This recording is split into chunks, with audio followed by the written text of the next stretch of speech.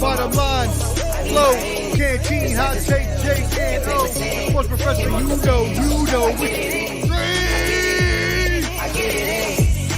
Street professor back again, it's game time. A la playa, no playtime, it's play guy. Cause we ain't talking about practice like AI. Sports professor spit the best takes out like AI. Artfully intelligent, I can't write mine. Rhyme citing his girl's DMs like Messi after the goal time. That was a triple entendre, did you catch me rambling? Flipping Simone Biles, we the bottom line champion. I need my hands.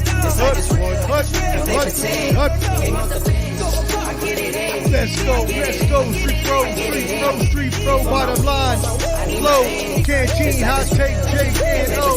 Sports professor, you know,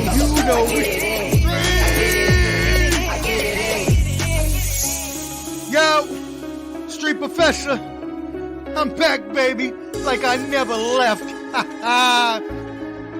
Bottom line, flow, canteen, hot take, Jake and O. Street! Stop. Go hard, or go home. Go hard, or go home. Go hard, or go home. Go hard, or go home. Touchdown like the end zone. When the circle turn to my home, can't get me out of my zone. Go hard, or go home. Go hard, or go home. Yeah, these championship rings on my hands now. In my head I'm top 10, yeah, that's hands down. You a squad, now you're looking man down. Funny how foes turn to friends now. Drive a race car like a Atari now. Call filling up, I need product again. Treat the business like a playground, might slide on you. Don't me wrong, might slide on you. Do a backflip, cause I'm mad rich. I'm the definition of what that is. Go hard, or go home. Go hard, or go home. Go hard, or go home. Go hard, or go home. Touchdown like the end zone. When the circle turn to my home, can't get me out of my zone. Go hard, or go home. Go hard, or go home. I'm a warrior, I go back to back, then go back to back. If I top the top, then a double back, and I'm topping that. Yeah, I beat my own records. Yeah, I gotta get money fetish. Same team, I don't set trip. Never dull, this electric. Went and put the Ricks on my toes. Me and bro, that's the give and go. Stay 100, end zone. Keep them coming. I know. I won't flood my wrist, no, I'm not dumb like that. No. I just wanna give my mama 100 racks. Go hard, or go home. Go hard, or go home. Go hard, or go home. Go hard, or go home. Touchdown like the end zone. When the circle turn to my home, can't get me out of my zone. Go hard, or go home. Go hard, or go home.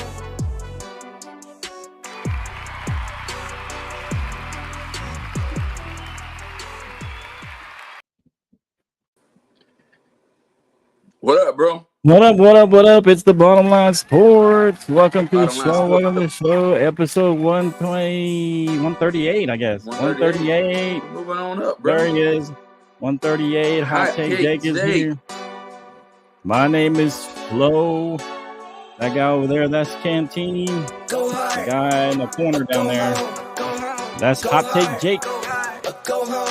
Yes, sir. And we're waiting on Omar, the sports professor. This is the Bottom Line Sports, episode 138. And you can find us on all of your social media platforms. Facebook, all your platforms, YouTube, the Bottom Line Sports. The Bottom Line Sports, baby. We got over 1,900 in the Facebook group.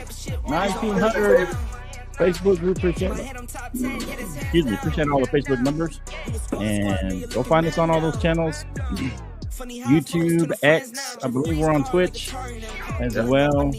And go find us over there. Appreciate you tuning in and talk a little sports today. Catch up on little MLB, little football, little NFL, maybe some college. Catch us also every Sunday on the Sunday Surge.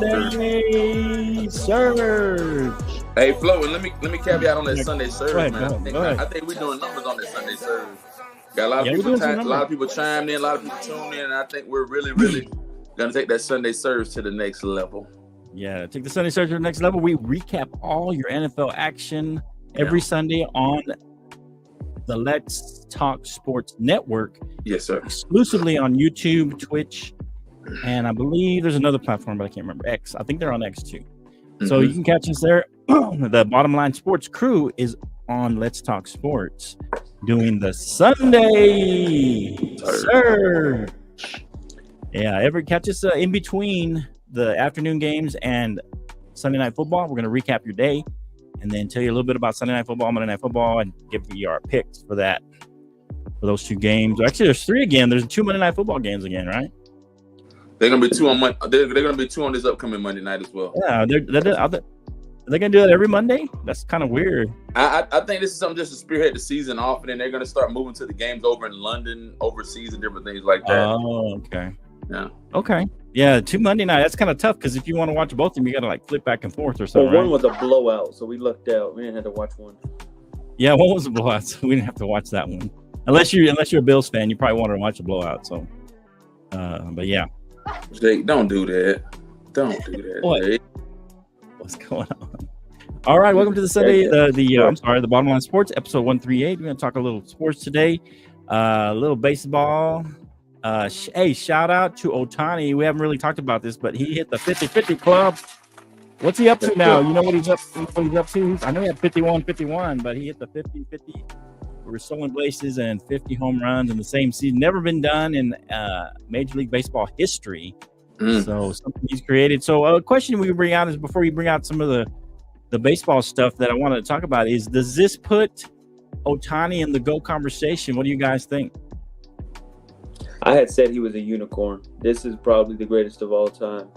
Okay. What's scary is he's doing this without his pitching, which I think he's going to work on. He's already kind of admitted that he plans to go back to pitching as well. So you're saying this is him during a down season, in my opinion. This is him not even, he's still trying to rehab his throwing arm and all that. Yeah, so him doing this just like that, this guy is he's a unicorn. So you're saying he's in the conversation? GOAT conversation? He'll be better than Babe Ruth. He'll be better than Babe. Oh, wow. Okay. What do you think, Canteen? Does this put Ohtani in the GOAT conversation, having him? I mean, the first ever 50-50 club, I think thus far he's done a phenomenal job, man. I think there's room for improvement, but as Jake just forecasted and said, he's up there with the heavy hitters like Babe Ruth himself. So, right, more to follow with him, man. More to follow. And I guess Hank Aaron, because he was a great fielder, and that's right. Hank Aaron was as well. Yeah. Braves. Yeah. He just has no weakness in his game. Right. Yeah. All right. Let us know what you think. Is this put Ohtani in the GOAT conversation? Because it's different with baseball, right? You don't really think of championships. It's all about stats. It's about stats. It's about your numbers and playoffs too. I think you got to make the playoffs, but you don't have to win a bunch of pennants and all that, to be in the GOAT conversation in baseball. Right. It's about longevity and numbers, So, all right. Appreciate it. Ken, you want to give us a rundown on the MLB? We'll talk a little baseball, and then we'll move on to. Yeah, man. Let's caveat on the American League right now. American League East looks really, really good, man. The Yankees are at 92-64 at the top of that division, man. Followed by the Orioles, which are 86-70. Right now, man, we're in mid-September, man. So everything's coming to a close, getting ready for the playoffs and all those good things like that. But the Red Sox. We want to. Go ahead. No, go ahead. I just want to say, make sure we cover D's team. We want to. Yeah. So the Red Sox are 13.5 games behind. The Devil Rays are at 14.5 games behind. And the Blue Jays are at 19.5 games behind. So the American League East looks solidified with the Yankees and the Orioles in the front runners of that division.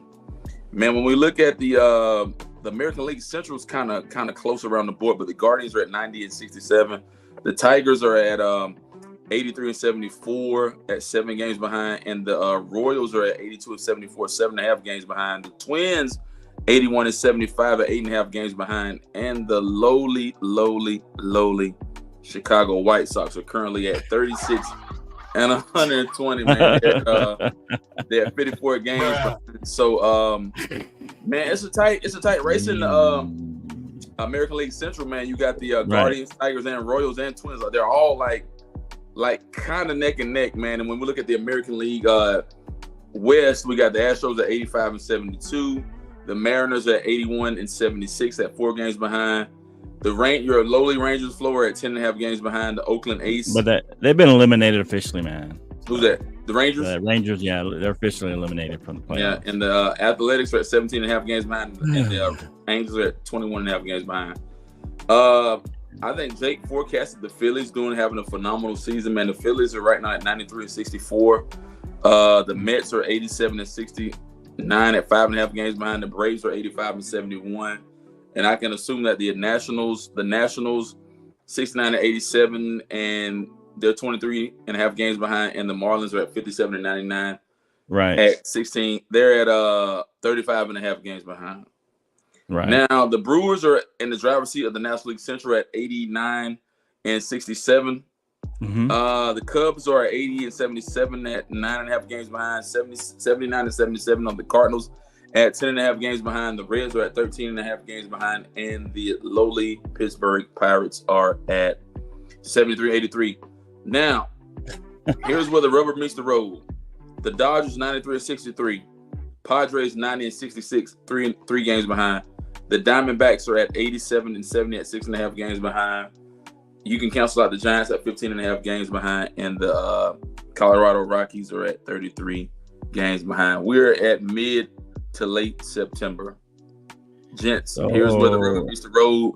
Here's where we separate the men from the boys. Only about 10 games left, right? About 10 games left. Before right, Professor? October. Go ahead, Flo. You good? Yeah. Is that 10 games, right, Professor? Actually, no. No. We only got 6 games left, gentlemen.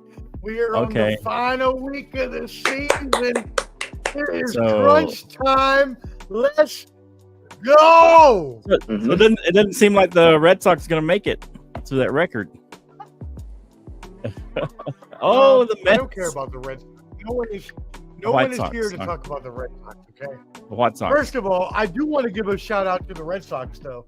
Jalen Duran is the first player in MLB history to have 40 doubles, 40 singles, 30 doubles, 20 home runs, and 10 triples.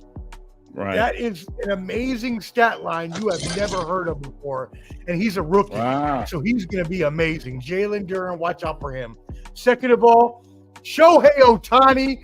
Can we give a shout out to the man? What you didn't talk about though was that he went 6 for 6 in the game that he got to 50-50.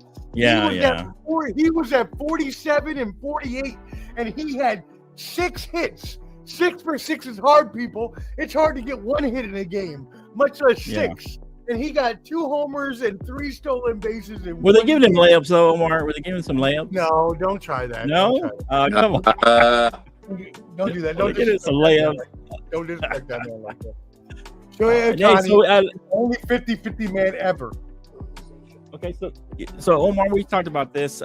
Jake says that Jake and Can think that puts him in the GOAT conversation. What do you think? Is he officially in that conversation, or he's still kind of on the outside looking in? Preach it, Omar. Preach it. There is no more waiting to see whether Shohei Ohtani is in the GOAT conversation or not. Now, does that mean I think he's the GOAT? No, I do not. No. I'm saying in the conversation. Willie Mays is my GOAT. Right. If you want to talk about Mays, power, speed, defensive ability, hitting for average, give me Willie Mays. But we haven't seen anything like this, gentlemen. This dude is Babe Ruth on steroids. This dude is Babe Ruth time Godzilla. This dude comes in and pitches in the top 50. I was just talking about this with another Mets fan a little earlier today. He is at least a top 15, top 20 pitcher in the league when he pitches, and he's a top 5 hitter in the league when he hits. He is an MVP candidate year after year, and he belongs in the GOAT conversation. I mentioned mentioned Hank Aaron. I think he belongs in there. Ted Williams, another guy you could put in there in that conversation. Willie Mays, like you said. So he's in there with those guys. Well, what happened to him? I don't know, man. What in the world? See, Omar, you need to get off the Kmart internet.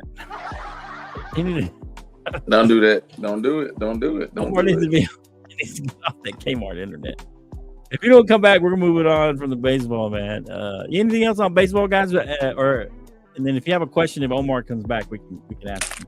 Nah, man. I mean, like I said, we're in the brink of the season, man. I wanted to pull up the playoff picture right now. If the season ended right now, man, I'm trying to look at this playoff picture, man, and what I wanted to project on the playoff picture. And I'm trying to pull it up, man. Postseason tie break.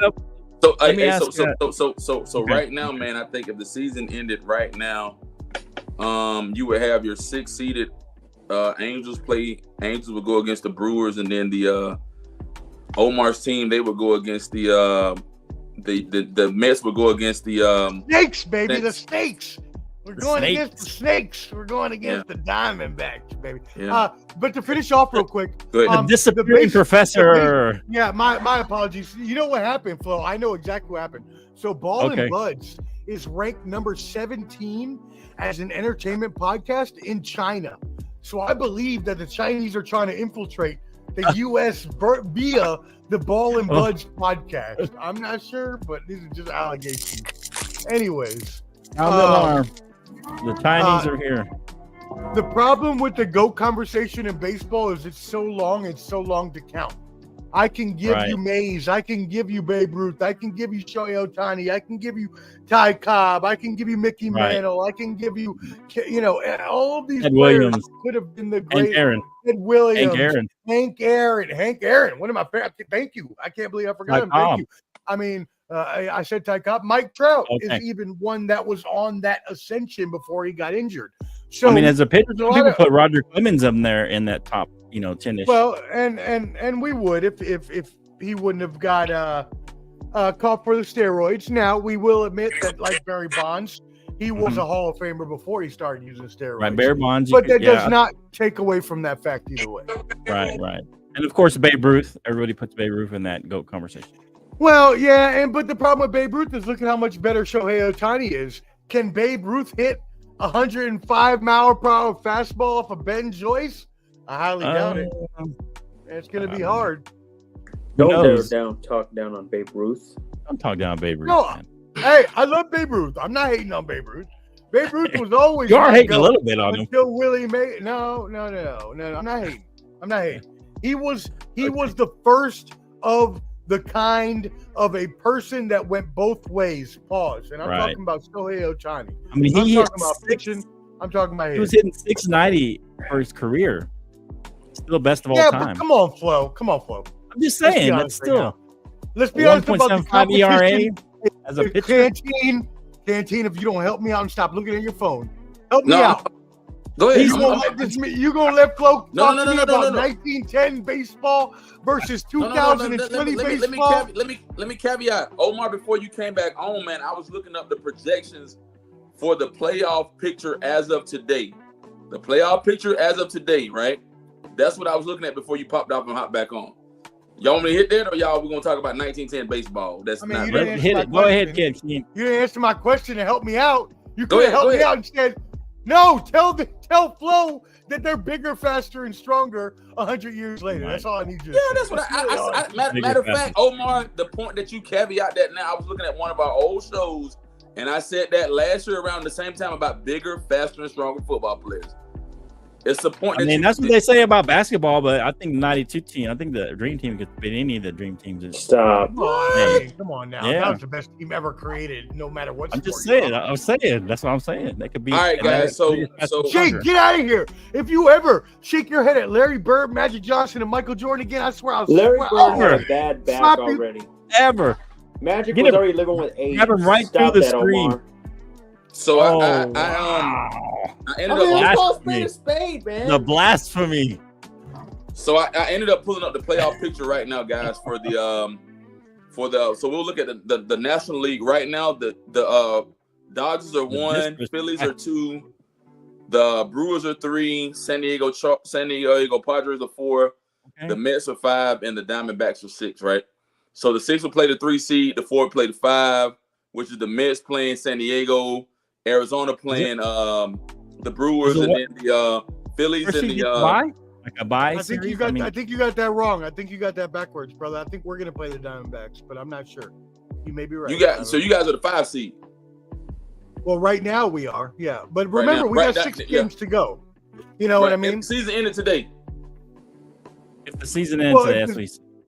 Okay, got you. Okay. Yeah. So and then when we look at the American League, it'll be Kansas City playing Houston, Detroit playing the Baltimore Orioles, and then the winner of the Kansas City Houston game will play the Guardians, and then the winner of Detroit and the Baltimore Orioles will play the Mets. So 6 games. Let's go. A lot of great baseball. Go. Any questions on hot take for the sports professor? I feel so confident. Yankees have taken a lead over Baltimore. They finally have that cushion. They do have a little bit perfect. Lead. Love it. Yeah. This is their year. The Orioles. You said this is Baltimore's year. Hell no, not them. Oh, you said Yankees? The Orioles. Okay. He said he's got a little cushion. Is it 6 games? 6 games. Yeah. We're It'd be tough. Right now, yeah, that's true. Come on, Jake. Any final words, Professor, on baseball? We've kind of hit. Yeah, actually, it's going to be pretty close in the NL West. Don't let it fool you. The Dodgers are 3 games up, but the Padres own a 7-3 head-to-head record, so they will be the Dodgers have to win at least 1 game. If the Dodgers get swept, the Padres take the division. The Dodgers move to the wild card. Looking at the NL East between my Braves and wow. I said my Braves. My Mets and Kansas Braves. My Braves. He's switching. Little Freudian slip. Don't ever forget Mets all day. Pete Alonso, last homestand, baby. We love you. Come back, shine again. Anyways, this is gonna be tough. Sometimes you have to do what you gotta do. Look, Canteen is right. The Atlanta Braves have a better pitching staff. They're going to throw out their rookie Schwallenbach. They're also going to throw out Max Fried and their ace Chris Sale. We're throwing out Manaea, Severino, and David Peterson, who last year was in the minors. So 2 years ago, we got our heart broken by the Braves. Could I see it happening again? Yes, possible. Could I see that again? Yeah, it's possible. At least you're honest broker. Being honest. Yeah, being honest broker. All right, let's move on. Do you have anything for the mixed bag, Professor? Sir, I'm always ready for the mixed bag. First of all, and now the Professor's mixed bag. Bag. I did intro. I was asking. No. I appreciate your intro, brother. Hey, you ain't gotta get mad at me. I love your intros. Don't worry about it. I love that. The echo. Frisky. Anyways. Exposed. NHL. Yeah, we're gonna talk about that. NHL preseason started. Y'all better watch out if your favorite team is underway. Let's go. My Kings had the first preseason game with who? The Utah Hockey Club. Who's the Utah Hockey Club? The Utah Hockey Club is the newest franchise in the NHL. Wow. This is what happened, y'all, just to catch you up on a whole bunch of information.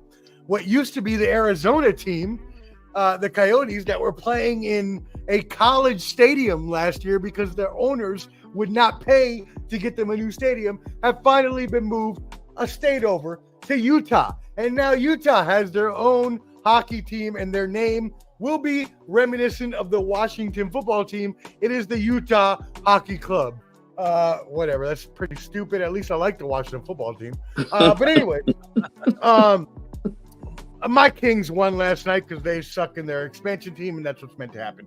Moving on, NBA Media Day was today. Did you check out your team's interviews? I hope you did, because my Celtics were back and Tatum was talking about how he has a chip on his shoulder because they didn't play him in the Olympics and he's going to win championship number 2. Jaylen Brown was talking about how no one likes him. He needs another champion. It is all green and gold, baby. Banner number 19. That's your mixed bag for the week. Thank you, Professor. We appreciate it. There's a professor. Mixed bag. All right, thanks, Professor. I appreciate you. Yeah. All right, so I know you don't give me a lot. The problem, Flo, is that you don't ever give me a lot of time. So when I was with the boys, Jake and Ken, I was able to spread my wings and fly like a bird. That's the problem. That was like the lowest rated show we had. No, we had a beautiful mixed bag where we all talked. You just want to rush through it and no one talk and all this other whatever. Yeah. Do we want to talk about mixed bag? Anybody? No, I mean, I think we hit the baseball stuff. I mean, NBA's. Why are you all defensive? I'm just gonna tell them that the Celtics should not be favored to win this season. I mean, I'm just letting you know now. I mean, but see, Jake, you can't forecast that this early.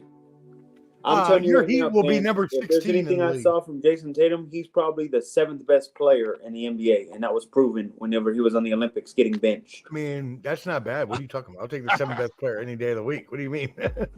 They're not winning a championship this year, Omar. They lucked out last year. Who do you project, Jake? Before we even jump out there, who do you project right now? Coming from the you heard it here first. The Miami Heat. Hey, I want you to get this clip, Omar.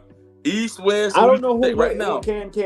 I gotta look, but you gotta look. You talking like you already know. Right? Yeah, you're talking big cash money. Reason why the Miami Heat will be the reason why the Celtics do not win the second chip. The Miami Heat will. Man, they will stop them from going. Miami Heat's window is closing, Jake. It's not already closed. It ain't closing, buddy. Get ready. It's closing. It's almost shut. They've already closed the door and the windows nailed Jake, shut. I mean, Jake, my Mets game is on right now against the Braves, and you are wasting my time. Okay, let's move this on. you might could get in the doggy door. I don't know, but you know what I'm saying? I didn't say they'll win the chip. I said they will stop the Celtics from going for a second. They won't even make the playoffs, Jake. They may not make the playoffs. They may not make the playoffs. You're crazy. They may not make the playoffs. Yeah, you're absolutely right. Hey, let's take this back and get this clip brought to you by the Bottom Line Sports. Yeah. All right, so appreciate everybody out there everybody who comments and likes and all that good stuff. Appreciate you out there. Whether you watch it live or you watch it in the repeat or on the repeat. Appreciate you guys out there. All right, so let's move on to some college football. Yes, sir.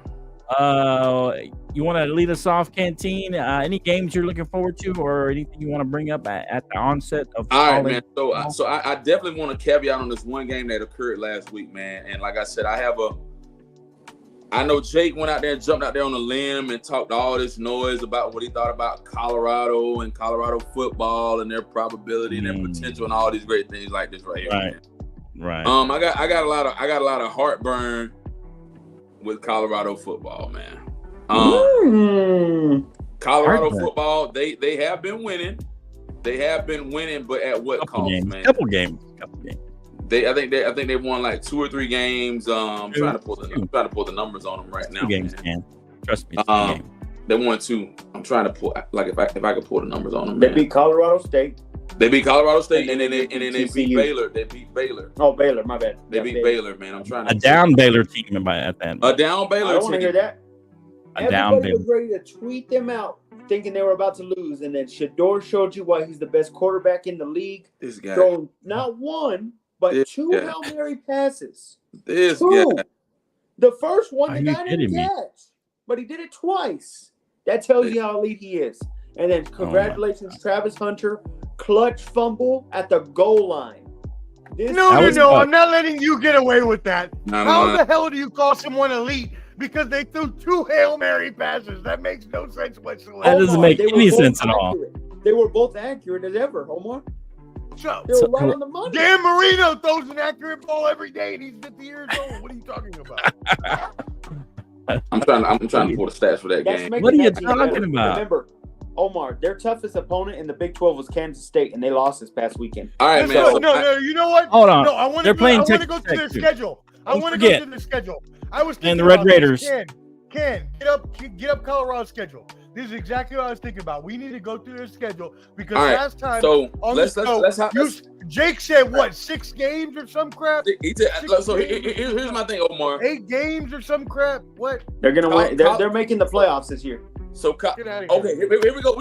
They're making the playoffs. We're gonna do this right now. That's what I playoffs.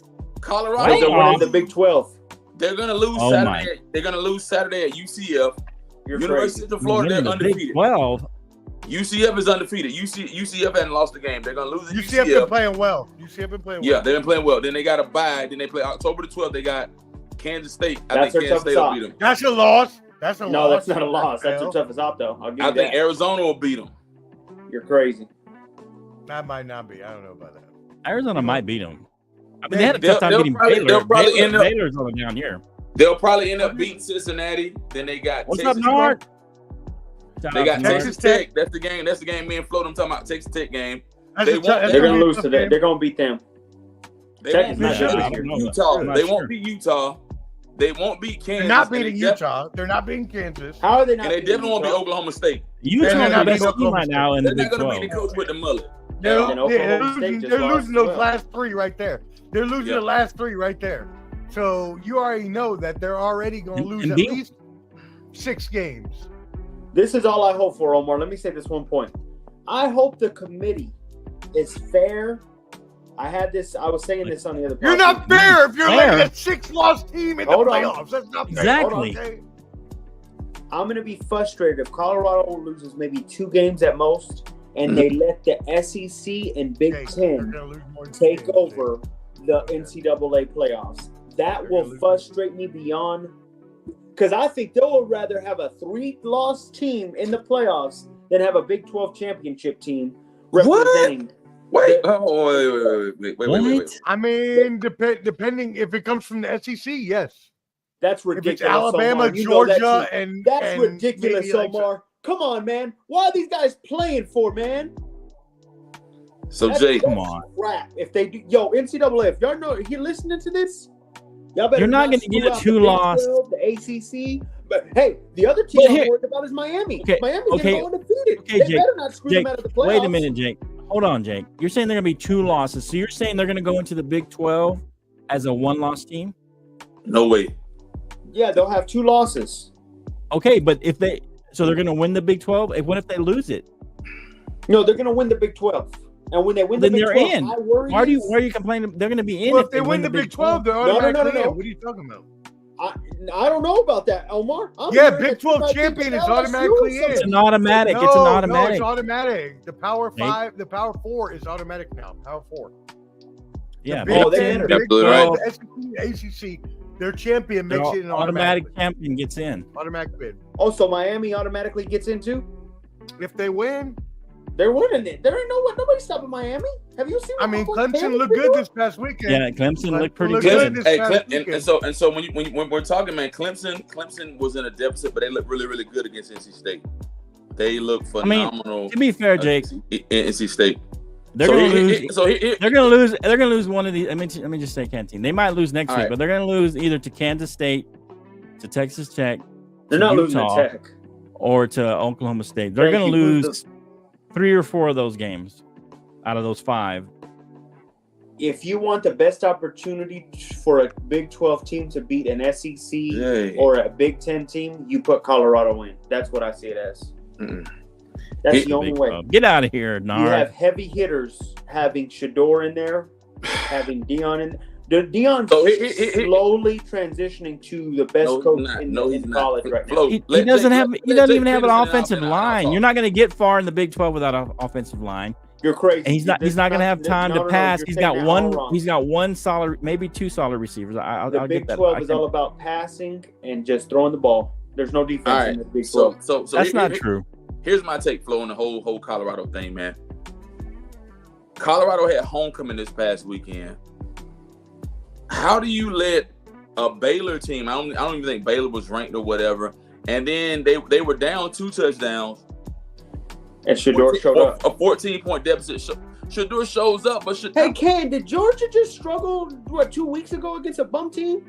What is Georgia ranked right now? What is Georgia ranked? They shouldn't be ranked. What is Georgia ranked? But they did struggle, Ken. To be fair, they struggled. But what is Georgia ranked? So let me finish. Georgia's about to lose to Bama and to Texas soon. Don't you worry, buddy. Let me finish. Here's the thing. Jake is so sold on Colorado athletics, Colorado football, yada yada yada. You struggle with a Baylor team, and you were up 2 touchdowns, right? Then you had to beat them in overtime. Then you beat them in overtime. The game, they hadn't even called the game. Everybody rushes the field. And then let me tell you something. Deion Sanders is not a class act. You don't even go meet the other coach to shake his hand at the end of the game. That's what not does right. that say? But then you talk all this thing about making men players and believing in Jesus Christ and doing all these great things to build an organization. Hold on, Ken. When you're not even let me finish. When you're not even setting the tone, and you telling me Shedeur Sanders is the next thing, smoking the next greatest thing out of football, when their running game sucks, when they only got decent receivers, his offensive line. They got one horrible. great receiver. They got one great receiver. In Hunter. I'll give him that. Then you got Jimmy Horn. Jimmy Horn's a good receiver. He's a good receiver, but he's not great. But what I'm saying is this, Jake, make it make sense. Colorado has to do one thing for me. One thing. Win at least 8 games and get a bowl bid. Do that. Okay. Don't do that. Here, hold on, Ken. Let me answer one question for you. Go ahead.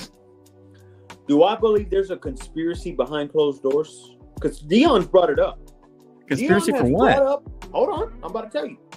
Okay, Deion tell us. I brought don't know what you're talking about. That there are college coaches coming together to try and take down the empire of Deion. And let me tell you why. What? He feels that there are ask Deion. He has interviewed this and said it. It doesn't matter if he said there it. are teams that will go up and call another team and say, "Hey, this is what I saw whenever I was playing against Colorado." What are you talking about? I'm telling you right now, Ken. There is a conspiracy because Deion is more. Have y'all not noticed the KFC commercials Deion is getting, the Aflac commercials? He walked into college football and took over the league. So they're hating on him. What are you talking about, Jake? Let me say that. None of that matters. That does matter. That's why he's not shaking hands. Let me finish. Let's be against each other. Why do you think Nick Saban walked away from the game of football? Because he was afraid.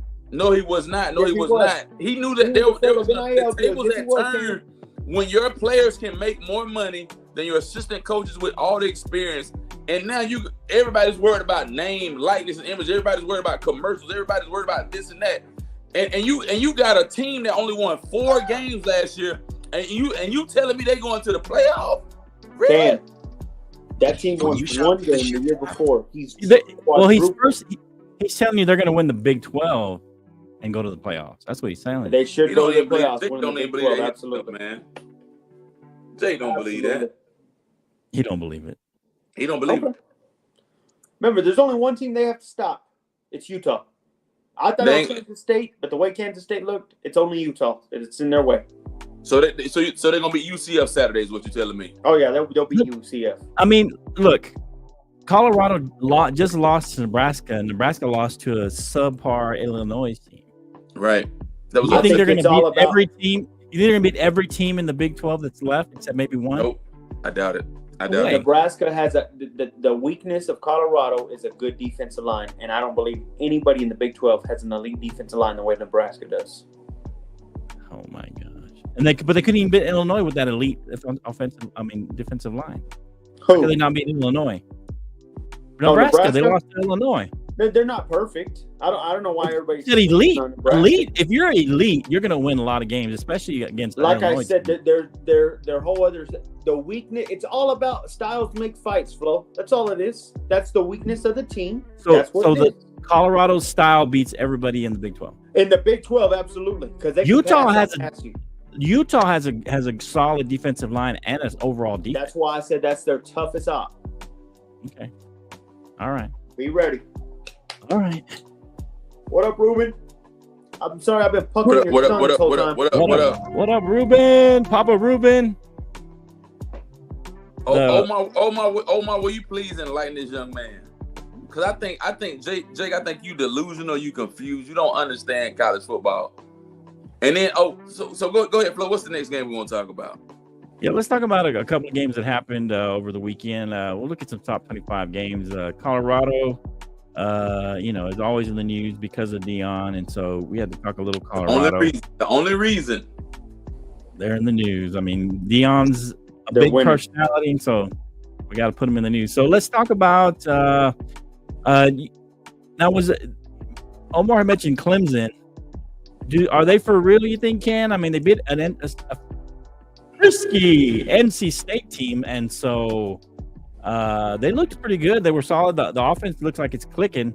Looks like was it Klubnik? He's fine. Looks like I would say this about Klubnik, man. Klubnik, 16 for 24, 209 yards. He threw for 3 touchdowns. Right. At this point, I can take Clemson serious. I can only take them serious. They'll be in the top 25, but they won't be like in the playoff contention. They'll be in the top 12. Okay. They won't be in the top 12, but who's going to win the ACC then? If you're not Clemson, you think Miami? Is that what you're saying? Miami. I'll go Miami. Miami. Okay. Definitely what do you think? Is Clemson for real now, Omar?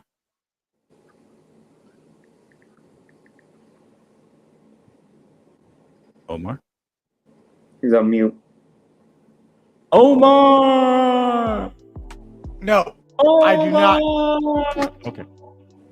No, I do not think they are real. I was just joking. Dabo Sweeney, let me talk to you for a second. Yeah, let me talk to you. First of all, sir, if you want to move on with the times, you got to get on with the times. And that means NIL. That means transfer portal. Mm-hmm. That means free agency. If you want to get left behind and look like Nick Saban 10 years in the future, if he wouldn't have left, then you continue to stay and do what you're doing. Your time is up, buddy. You're done. If you don't get with the program and you don't get with the times and you don't want to pay your players, go do Aflac commercials. Because your coaching ain't good enough no more, brother. Your coaching was only good when you had ACC talent that was better than the other ACC, because the ACC sucked forever. That's the only reason that you were ever in contention.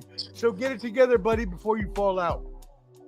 All right. So, are you agree with Cam that Miami is going to win the ACC, Jake, or you think it's going to be maybe Louisville or? I said it from the beginning. I said Cam is the best.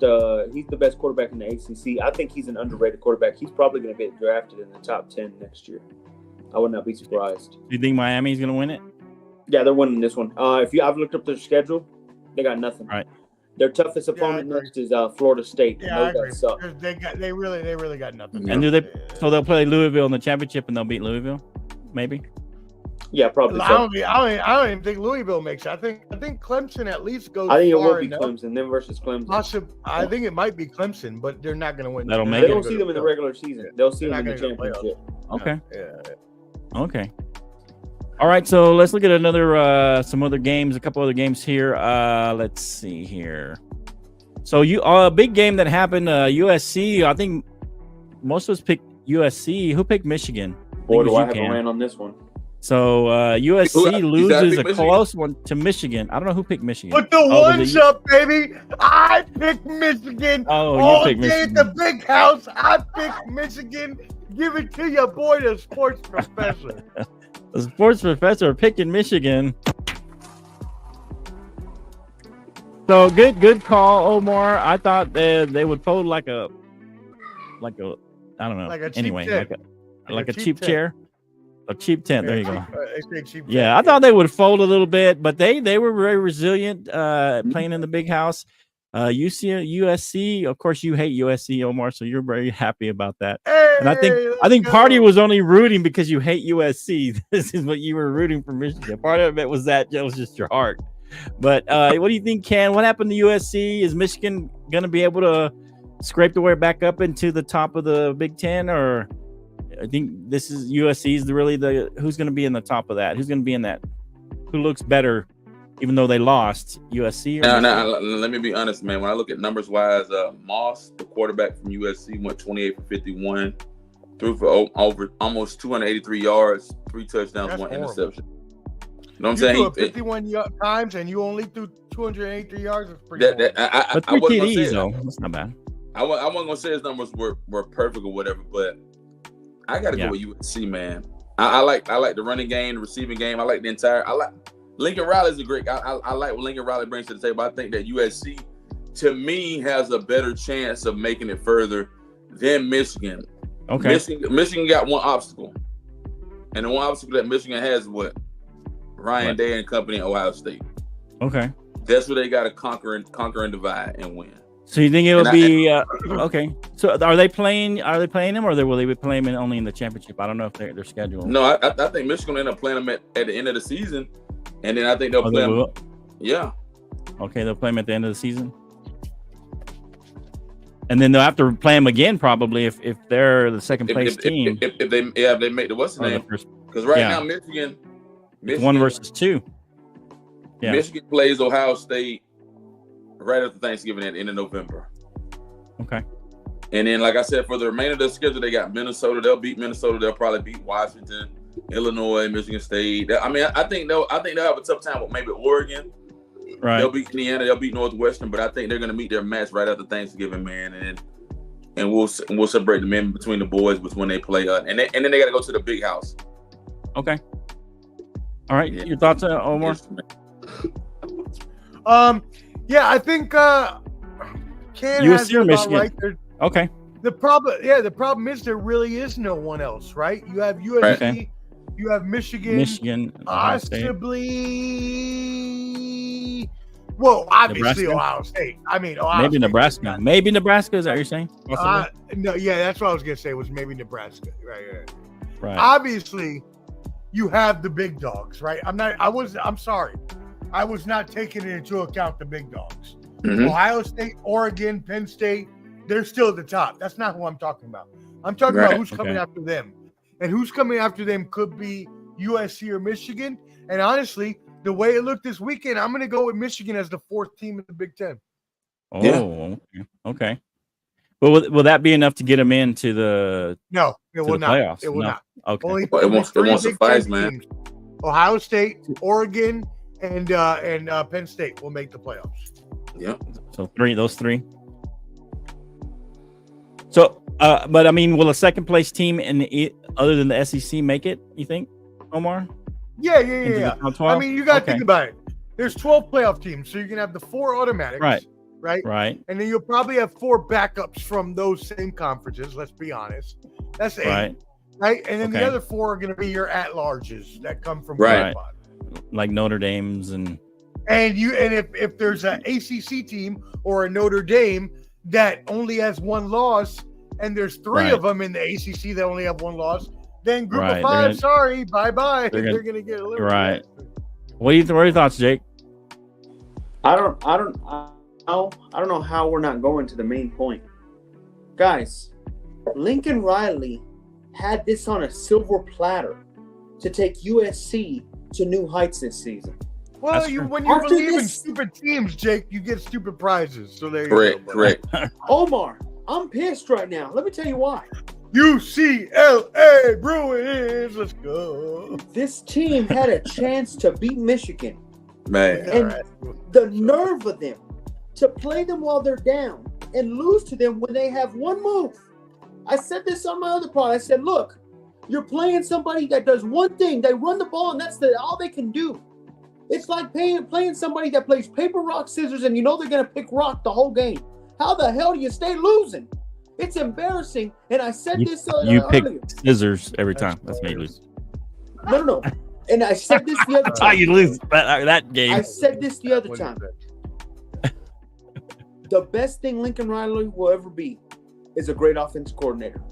He is not head coach material to me. Of course. This is embarrassing. Really? This is varsity. I'm done. This guy is straight trash on. He failed in Arizona. I mean, we knew this. This is Michigan at their worst. Arizona. And you couldn't beat them. What are you talking about? Go look at their schedule. He was at Oklahoma. Their next best opponent's Oklahoma, Penn State. That's it. Their next best opponent's Penn State. That's it, Flo. They have nobody else. Yeah. It's embarrassing. You can produce as many Heisman winning quarterbacks. A tough out. Look. You can create as many Heisman winning quarterbacks as you want there, Correct. Lincoln Riley. But if you don't win the championship, and if you can't even win the Big 12, go to town. Get out.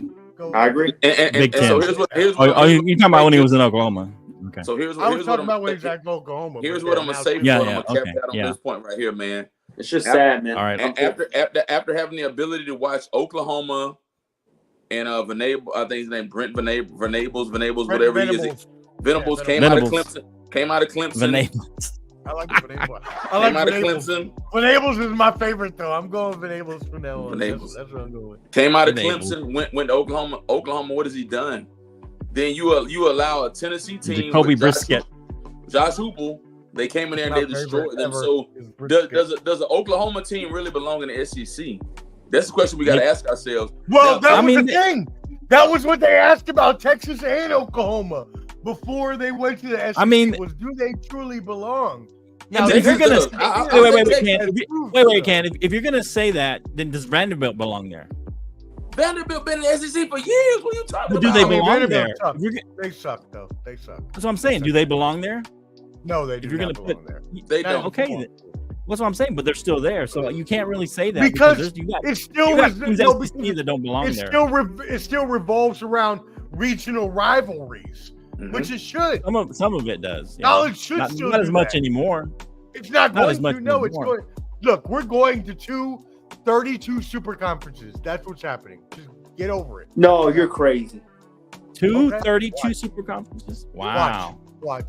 I would hope so. Almost like the AFC, NFC. That's what you're saying, Omar. Watch. Is that what you're saying? Like the NFC, AFC topic? I'm not lying to you right now, Flo. I'm putting 10 toes down on this. 10 toes down. All right, we'll mark these words. That happens. I hope, Omar, that they will keep the rivalries there, though. Okay. I really do. They won't. We'll see. How? They have to, You Omar. can't when you're look at the Big Ten already. They're going to UCLA in California. They ain't never been to California in their lives. California California has to go to Rutgers in December.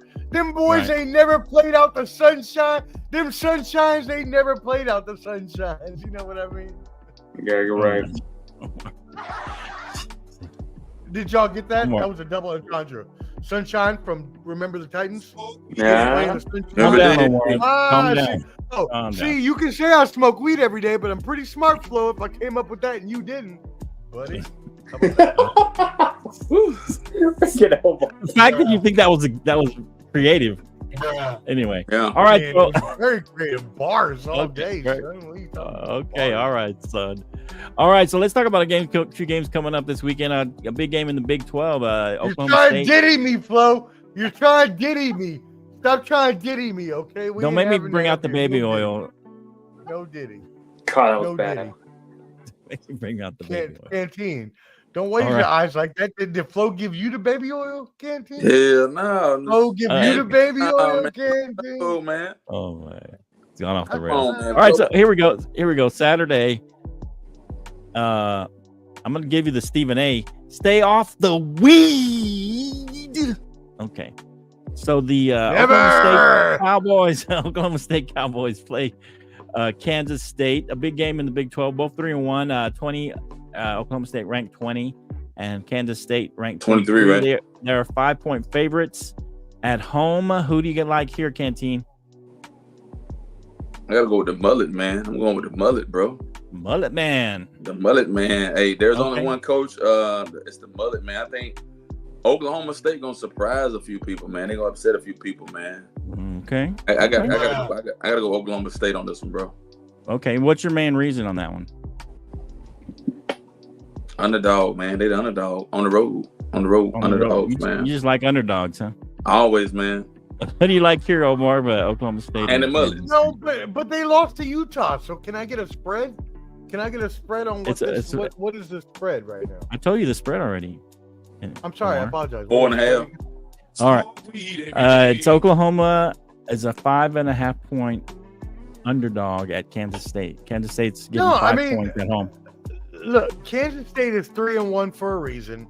Yes, we got our boy Bowman that we talked about last week out here throwing TDs, throwing dimes for Oklahoma State. They was at home last week. No, I'm gonna go with the home team, Kansas State, in a field goal game. Kansas State, yeah. Their only loss was to BYU, who's currently undefeated. Who do you like in this one, Jake? I like OSU, and I'll tell you why. I know Bowman. I brought him up last week. It's so the Bowman veteran quarterback, but they have the best running back in the league, Ollie Gordon. And I think they need to use him well. There's a reason why they lost. They did not use him. I'm switching my pick. I'm going with Oklahoma State. There you go. There you go. Ollie Osborne. Let's get it going, Ollie Gordon. I like Ollie Gordon. He's a beast, son. Watch out, NFL. Ollie Gordon the third. Can't wait till he goes to Denver. I'm gonna go with the home team. I like the home team. I like Avery Johnson as the quarterback. I think they played well. They did lose to BYU, but BYU's playing well they're playing pretty well. So BYU may be formidable in the Big 12.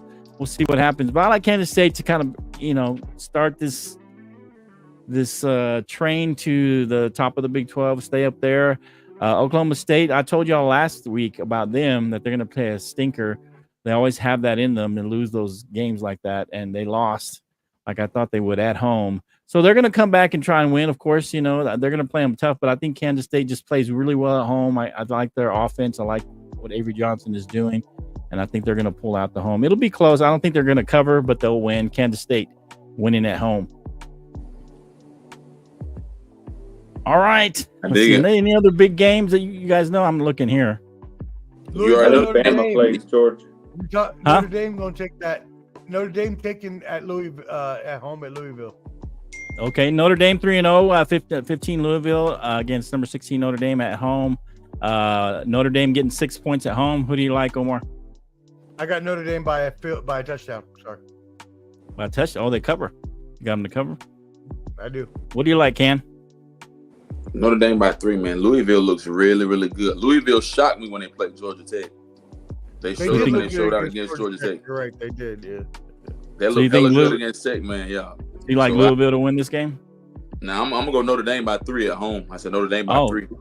Oh, okay. But you said you like Louisville, but you're going to go Notre Dame. No. He said Louisville is strong, but he's going with Notre Dame. Oh, okay. Even though they've been playing well, you like. Yeah, man. Yeah. Hey, but okay. See, here's a question, Flo. Okay. And look, here's what I want to ask you. Notre Dame plays in the ACC for basketball. Right. Where do they sit for football purposes? Because here's what I want to understand. They're independents. So they could win. I don't know, man. It's crazy. They get to choose their own schedule. As long as Notre Dame does not lose more than 2 games, they are going to be in the playoff hunt every year. So how do they pull that for the independent for because football? They're Notre Dame. Because they're Notre Dame, and because they have the whole NBC Peacock channel on their side. Because they created the cachet enough to be an independent. I mean, that's what happened. That's what happened. They did this so long ago. What a fucking I am so sorry. Oh wow. I'm so sorry. Everybody. What a power move. What a power move by sorry, damn. Jake, don't do that. What a damn. I can't even talk about it. Yeah, we got to what a power move by Notre Dame. Right, that's huge, the man. Independent circuit, and like BYU used to be independent, Army was independent, all of them were like independent, and now Notre Dame has cornered the market. And if they have 1 or 2 losses, they're always going to be in the playoffs. But if they lose 3 or more, they're automatically out. It's a but my thing is this, Omar. How were they able to craft and pull out such a thing like this? That's my question. They did over the year in time. They have years the big of legislation name. and I mean, they had a lot of great teams back. Well, they that have too. Their own NBC is their own TV station. Well, that's what I'm saying. They've garnered that attention and that cachet, and then they got NBC airing them all the time. So they've kind of garnered that name. See, what other team has their own station? What other team has their own station? Yeah, like the Longhorns used to. Like me. No, I'm not talking about that BS that no one watches. I'm talking about NBC that the whole world watches. That's what I'm right. no one wants to pay for that, so that's why. So I mean, so when you look at Notre Dame, they got Louisville, Stanford, Georgia Tech. They play Navy. They play Army. It's like they monopolize Army, Navy. Those are huge. Yeah, those are huge games that everybody's gonna watch, man. It's like, it's crazy, man. Big games. All right, so let's get the big game of the weekend, and then we all can hit a couple of other games we want to. But of course, Georgia. Is that next week? That's this week, right? This week. I was gonna say, then Georgia playing Alabama. I know Jake wants to talk about this. Alabama is actually which one? Penn State and Illinois. We'll go back to I got Penn State, Illinois, but no matter. Okay. Now this is the big game I want to talk about. I want to make sure we have time. So Georgia number 2 against Alabama. This is essentially for probably number 1 spot or staying number 2. Alabama's 2-point underdog at home. A little surprising. Alabama's probably never been a 2-point underdog at home in a long time, not during the Nick Saban era. So what do you like? Let's go. Can go last. This is his team. Go ahead, Omar, and then we'll go to Jake and then Can. Yeah, I mean, Alabama has been playing, for someone who has a new coach, right? You got rid of Nick Saban. Now we have a new coach. We have the same quarterback, Jalen Milroe, who is looking like a Heisman candidate. This is gonna be a tough game for them. I'm very, very hesitant to say that they're gonna win. I want to pick Alabama because I do think that Georgia has not played enough good teams, and that game against Kentucky, where they won 13-12, really kind of scared me. So I'm going to go with Alabama, and I'm going to go Alabama by a field goal here. Alabama wins by a field goal, and Ken always says, I'm picking against. I ain't said nothing, man. Okay, it's all objective. Okay, what do you? I know who you're going with, Jake. Yeah, I'm in agreement with him. I think Alabama wins this game. Georgia does not look promising this season. Not only that, I think Jalen Milroe is gonna. There's one thing I've noticed about Georgia: when they play a quarterback that knows them well, they end up figuring out Georgia's defense. And let me tell you something: the more he's played against them, the more he knows about them. Jalen Milroe goes crazy. I'm going to go 31-21. Wow. Okay. All right, Ken. What do you? I know who you like. Are you going to go with your team, man, or? So let me set the record straight, man. Let me set the record straight. Go ahead. The floor is yours. Set the record straight. So I remember last December, right before we went to the Cowboys game last year. I was kind of down, out, depressed, battered, beaten, and everything like that. I know we did a Sunday show. We talked about this. They had picked the rankings of who was going to go be in the playoff and all this and that. Here's what I'm going to say right here, man. Okay, all right. Payback's a mother, ain't it? Payback is a mother, ain't it? Right? Okay. So all I'm gonna say is I'm not gonna throw any crazy number out there. I think it'll be a close game across the board. I'm gonna go. Georgia wins by 7 on the road. Georgia wins by 7 on the road. Georgia by 7 on the road. Yes, sir. Payback's some other, ain't it? Yeah, paybacks are one of those things, man. I don't know. It's a close one to me. Georgia did not look good against Kentucky. They struggled against Kentucky. Not a great Kentucky, a good Kentucky team, but they did struggle there. I don't know. Jalen Milroe has looked pretty good. He's looked pretty good. Also on the ground, so we got to take that into effect. He can move around on the ground too and get you some points that way. He can get you some first downs that way. I mean, I don't know, man. I'm gonna go with the favorite, which is Georgia. I'm gonna say Georgia pulls this out by 3 points. It's gonna be a tight game. I don't know if it's gonna be high score. It's gonna be in the 20s. I'm gonna go ahead and go Georgia pulls this one out by the skin of their teeth. I think they get away with a win and they maintain that undefeated record. They pull this out. I'm going to go a little bit of a field goal fest. I'm going to go 29-26. Okay. They pull this out. So that's what I'm going to go with. 29-26. Georgia pulls it out. And I guess they cover because it's a 2-point. They're only 2-point, right? Yeah. So anyway, all right. Any other games you want to cover before we hit the NFL? We're good, bro. Let's go. All right, here we go. I haven't played this in a while.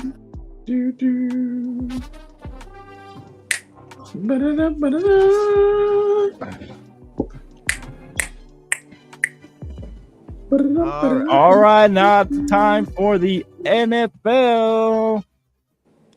Time for some NFL picks. And let's look at Monday night, Sunday night football real quick first before we move on. Just to kind of wrap that up real quick. We won't spend too much time on it.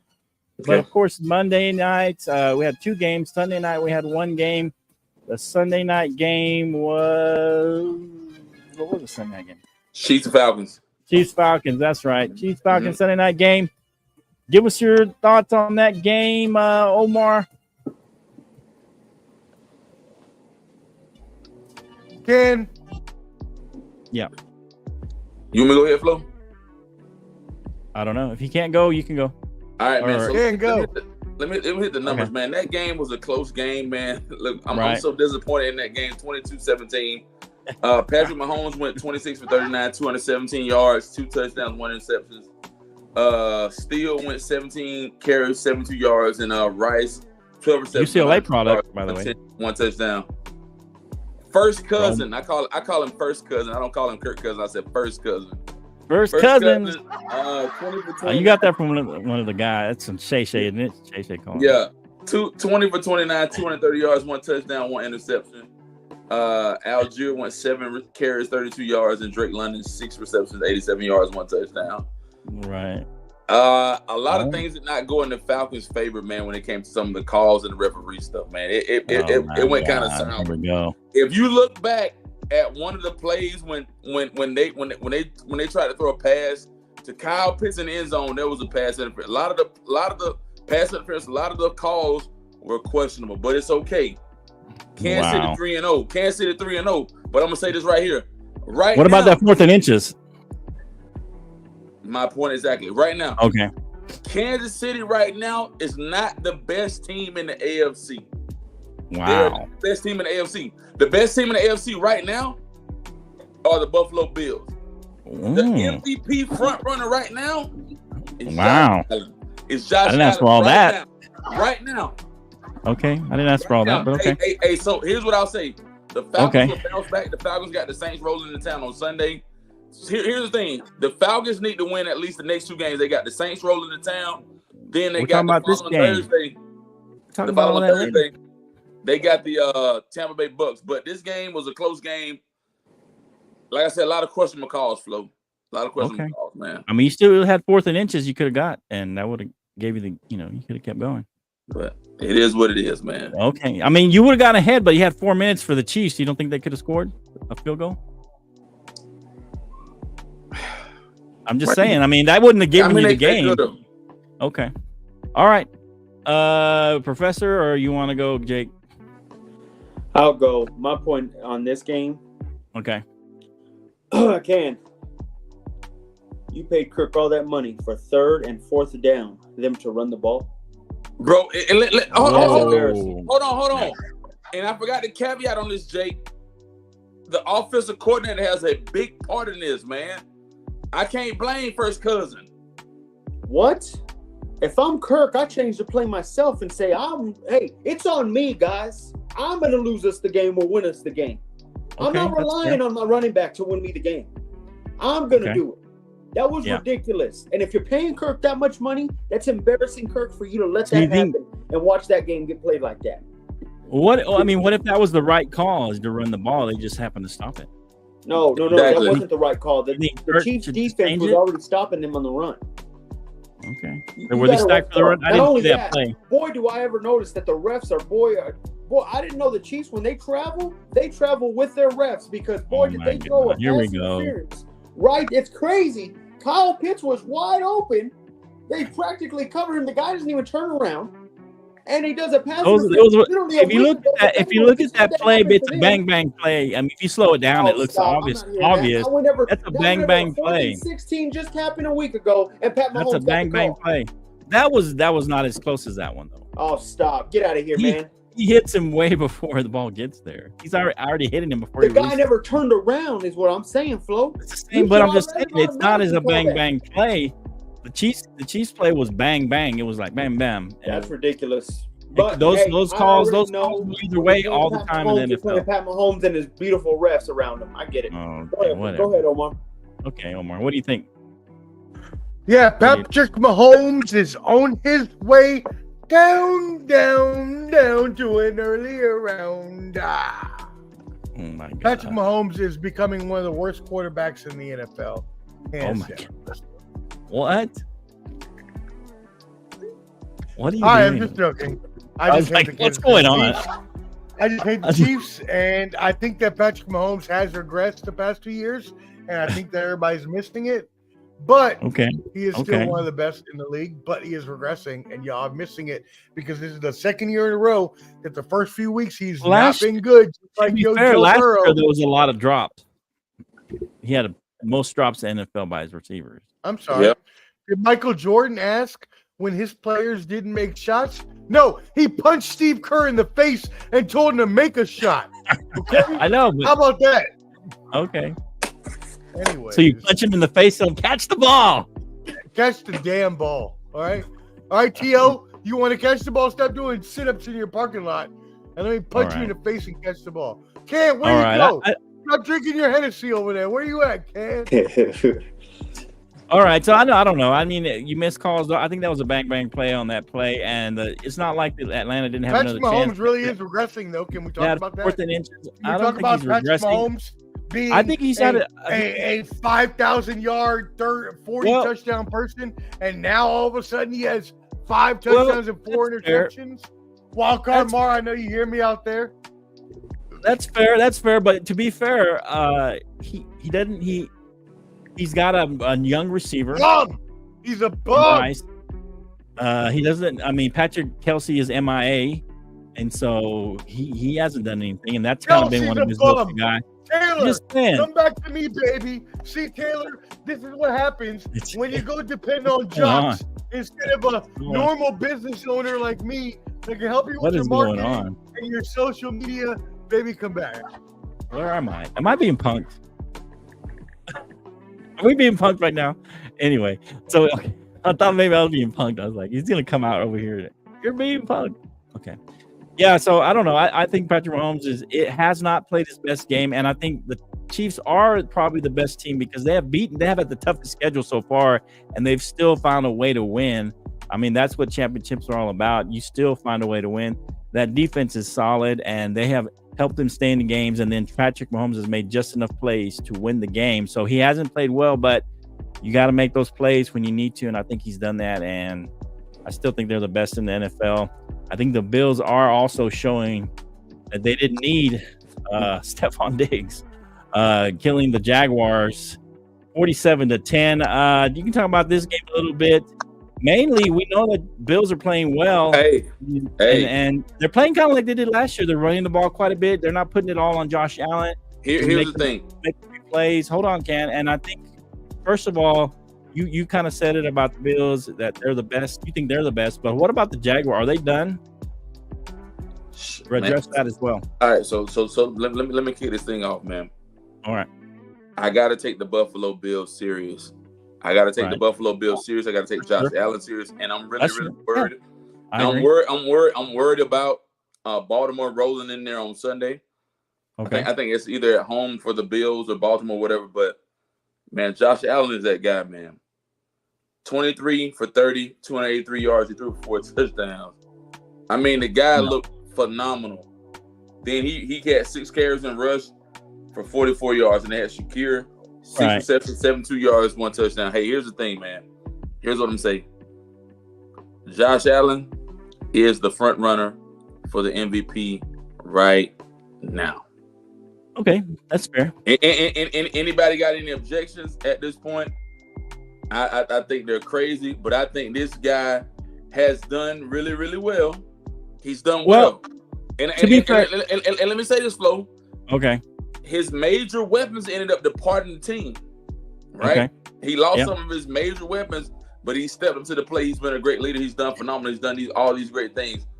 Here's the thing.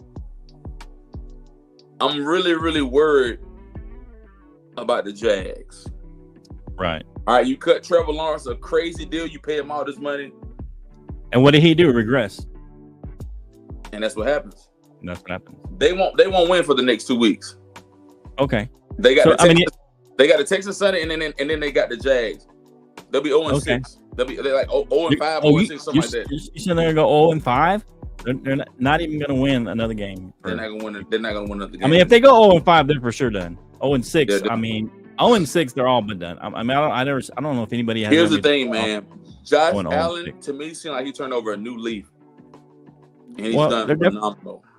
Yeah, I mean, they're definitely, the offense is running through Allen, but he's not having to carry the team, so he's having just to make a few big plays with his legs. He has leverage. He has a couple big plays with his arm, but he's not having to carry the whole team. So I think the way they've spread it out and not, hey, we don't want you to be Superman. We just need a couple of big plays here and there when we need them.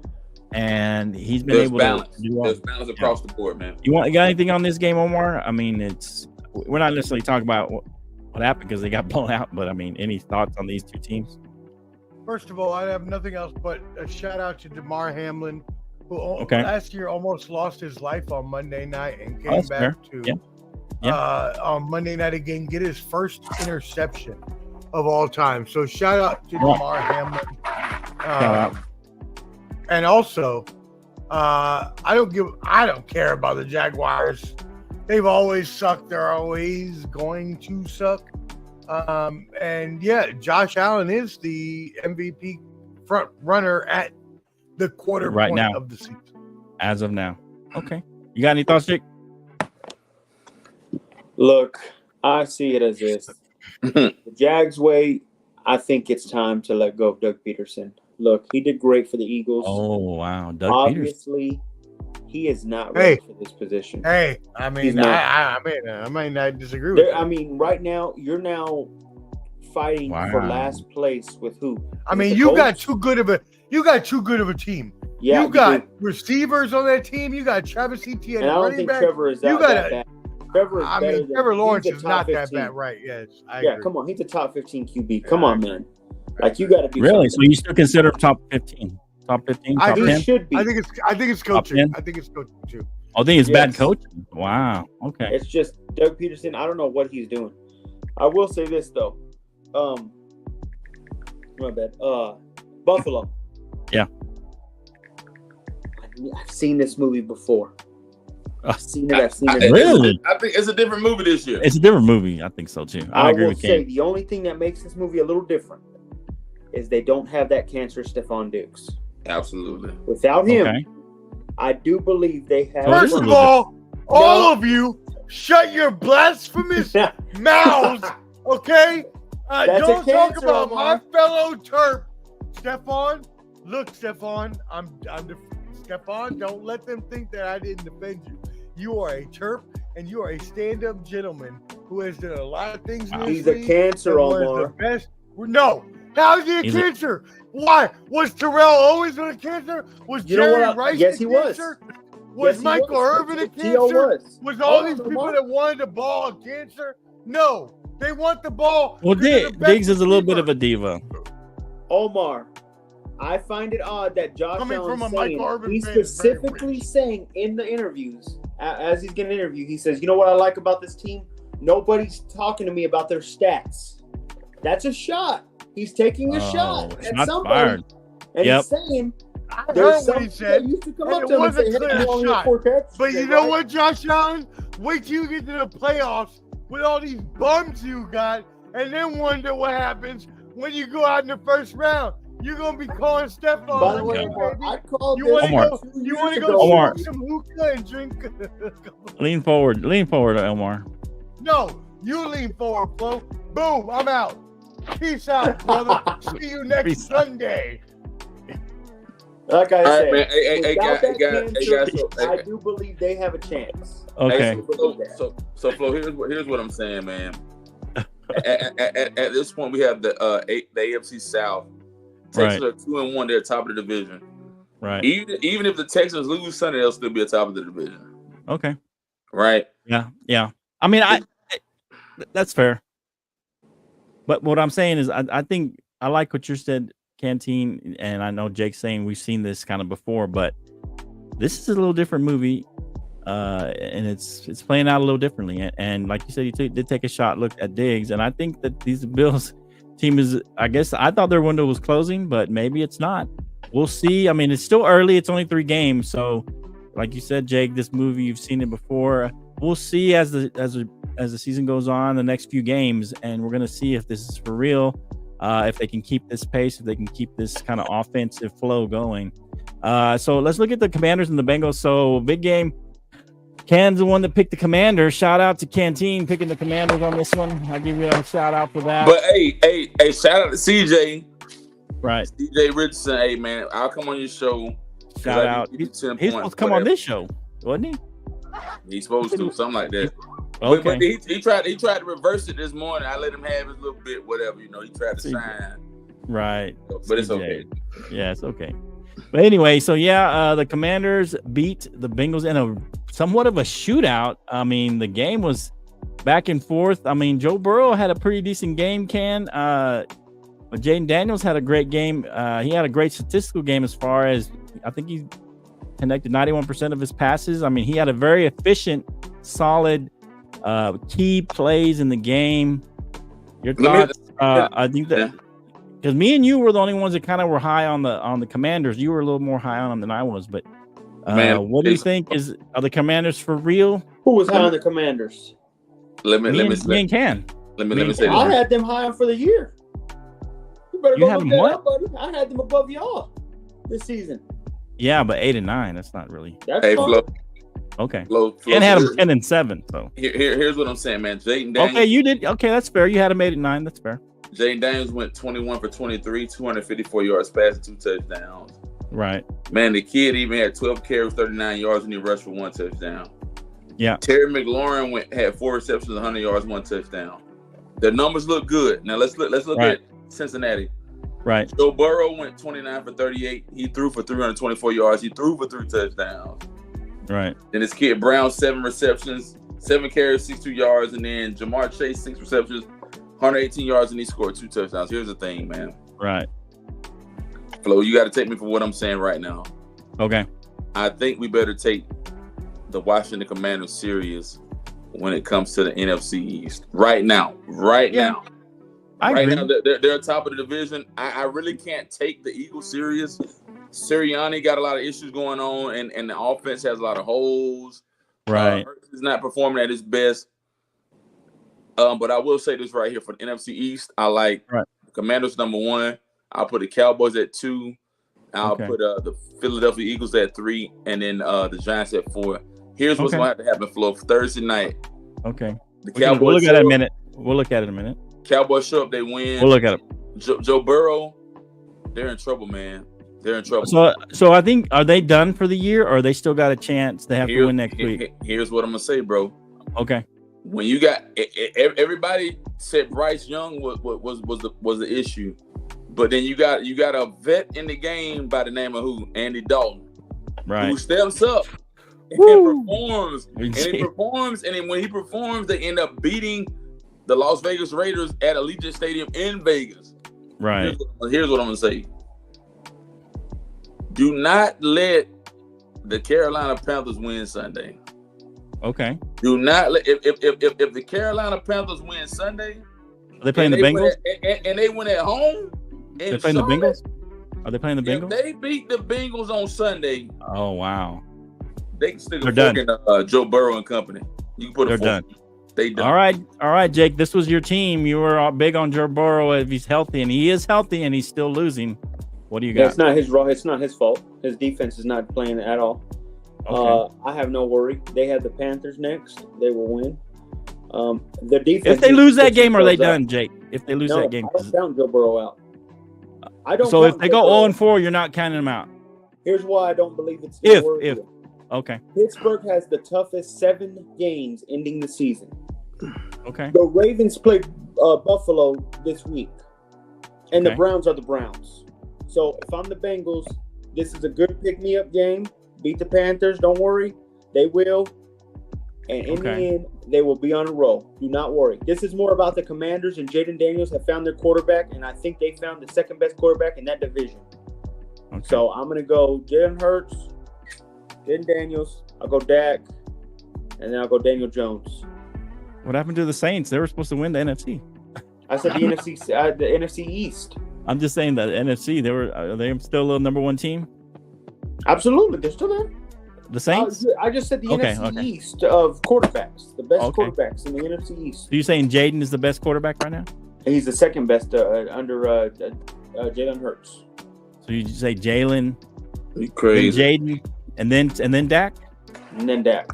Wow, Jaden has shown himself, man. That's crazy. That's one game. I mean, he did play well, and I did say I like Cliff Kingsbury on this team with Jaden Daniels. I think that would be a good connection.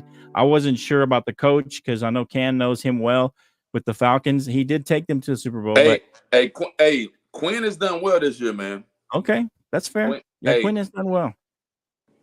He's let Cliff take over the offense, which is good. That's what I love. And he's probably helped on the defensive side more, and kind of let just Cliff run the offense and work with Jaden. And I think that's starting to show. And I mean, this could be one of those seasons. I mean, a lot of people were saying that Caleb Williams could make the playoffs, but this could be the rookie quarterback that makes the playoffs with the Commanders. I say this: one thing the Commanders have, I think they win a lot of division games this year. So what I mean by that is they know y'all real well, and they know how to play the Eagles real well. I think they split with the Eagles. Part of me feels if y'all don't get your defense set up, they could sweep y'all this season. I'm just saying. No, we're not getting swept by anybody. I will say this, man. You want us to get swept. You want us to get swept. I've seen y'all the past 3-4 years playing with y'all. Okay, that's fair. He knows your weaknesses. And now he has a rookie quarterback that y'all know nothing about. And Cliff Kingsbury, that's fair, who is a wild card at whatever he does. I'll tell you this. I'm telling you right now, man. They play not to lose. Okay. I mean, they play to win. If the Commanders beat the Cardinals Sunday, you better take them serious. They'll be 3-1. Yeah. If they beat them, yeah. I mean, I'll take them serious now because I think Jaden is for real. I seen him come up. I mean, to be fair, when he threw that one touchdown to Scary Terry, I thought for sure. I thought for sure that ball was not going to be thrown correctly because he threw it up early. But the way he threw it up, man, he gave his player a chance to get under it. I mean, he knew he was going to get hit, so he lobbed it a little. That was a good pass. I mean, that was smart, on the fly thinking, and that's what you got to be as a quarterback. My favorite thing was they played to win. They didn't play to lose, and I was shocked by that because Dan Quinn's usually a very conservative coach. Fair. But he let Cliff play. He let Cliff coach. All right, let's talk a little next week's picks. Get these in the way because the first one Thursday night we got to talk about it. We usually talk about the Cowboys at the end, but is that the first game on the docket? Cowboys going to MetLife Stadium. Canteen. Who do you like here? Giants are 4.5-point underdogs at home against the Cowboys. They need to bounce back here after losing a close one to the Ravens. Man, Flo, man, this is for the bread and butter, man. Okay. All right, man. When we look at the stats, and I just want to pull stats for the whole season right now, man. The whole season? Why are we doing that? I mean, we don't have to. I'm just saying. I'll just leave it. I mean, you can put some of them out there. I don't know if we have time for all that. But. I'll say this right here. I want to go to the stats. Okay. Where did Omar go? Did he really leave? Yeah, no, he left, man. He was a little. Yeah. He wasn't all. He went. Yeah. I'm not gonna. But back to the Cowboys situation at hand. Bad about him while he's gone. The Cowboys need to win this game this Thursday night. I agree. The Giants, they beat Minnesota, wasn't it? Didn't they beat Minnesota? The Giants? They just beat the Browns. No, they beat the Browns. They beat the Browns on Sunday. They didn't beat Minnesota because Minnesota's undefeated. Here's the thing. Yeah, they barely beat the Browns. They beat Detroit Oh wait, they beat Cleveland. They lost to Minnesota. They beat the Browns. They've lost the last 2 games before that. Lost the last 2 games. Yeah, Washington and Minnesota. They lost to them. Yeah. Hey man, Flo, this is for all the marbles, man. Okay. If Dallas can't win Thursday night, we got big problems, bro. And I'm talking about we got like major problems. And I'm gonna tell you what's, okay. Here's the thing: it's not the offense. Mm-hmm. I mean, you got Dow, you got Cooks, you got CeeDee Lamb was crying wolf on Sunday, but I'm gonna tell you what the disconnect is, bro. It's on the defense. Right. And Michael Parsons then got fed up. Let's talk about pass rush. Let's talk about a solid defense. Right. And how the Ravens came in and almost blew us out. But then we came back and made it close. Had a good football game. So I'll say this, man. This is a must-win. The Cowboys got to win more than the Giants got to win. Okay. Period. All right. What do you think, Jake? I'm about to head out, but I'm going to say this, and I already have been ranting on your team this whole time, but I'm still going to do it. I think y'all lose 31-27. I think their offensive line is better than your defensive line right now. I think if they're smart, smart, Brian Daboll, run. They cannot stop the run. If they do that, they will beat y'all. If they cannot make a good running game, they will lose this game. I'm going with Giants upset, 31-27. And Flo, you don't want to see me on Sunday, buddy. Yeah. What about them Broncos? Are they going to win? Huh? Are they going to win? Because we won this week. Here we go. See, me and Ken both said we were going to be 2-3 by week 5. Okay. If I say we win this week, that means we lose to the Raiders. I don't want to lose to the damn Raiders. So I would rather us lose right now and then beat the Raiders to be 2-3. So because you won this week, you would lose. I would rather lose this week than I would rather lose to the Raiders. I hate the damn What if Raiders. you lose the next 2 weeks? No, we're not losing both. Flo, y'all better not lose, they definitely gonna lose this week, man. They're gonna lose to the Jets. Oh, you were really high on them winning this next week, though. You were like, "Oh, we're gonna lose, but we're gonna win next week." Because we won this week, and me and what Canty does that 2 mean? weeks That ago, shouldn't matter. You me and say we're gonna Canty win both- this week and next week. Me and Canty both said the Broncos would be 2-3 with the start of I said that. We're gonna go crazy. Okay. Me and Canty agreed to that. If I say we win this week, that means we lose to Omar. Do you think I want to show up on a Sunday after Omar and he's laughing That might with happen, though. Bronco That hat, could that happen. Bronco like this? Broncos suck. That crap. That would be hilarious. That would be great. No. So television. this But week, you know what? I'll put 2 foot. We will win against the Raiders. If we lose this game, we lose by 3 or less. We're not losing by any more. Okay. That's fair. You said you're leaving. Is that why? Yeah, I gotta go. I asked you about the Broncos. Yeah, I told you what's it called? I had to go pick up my brother. Pick your brother. Okay, all right, man. Take care. We'll see you, Jake. Be ready, guys. All right. Hey, hold on, real quick. My last pick, the must-win game, Ravens versus Bills, and it's got to be the Bills. Must win for the Bills. They've been I'm great. about to tell you why. Jay. If the Bills want to be taken serious, What? you have to stay winning and take home field advantage away from Kansas City. If you don't, I will not take you seriously in the playoffs. So Jay, what I'm saying right now, I can take Kansas City serious. I mean, I can take the Bills serious right now. No. What I'm saying, Canteen, is for them to be taken serious, they have to be at home field advantage. Everything has to run through Buffalo in the playoffs for me to take them serious. This is a must win because So they have to keep pace with the Kansas City. Exactly. You stay on pace, and Kansas City gets a free dub against Justin Herbert. I'm out, guys. All right. We'll see you. We'll see you, Jake. All right. So it's just me and your brother. Old school, bro. Back Old to the school. Back to the basics, man. Man. So as I've told you, man, when we look at the NFL, man, right now, it's still early.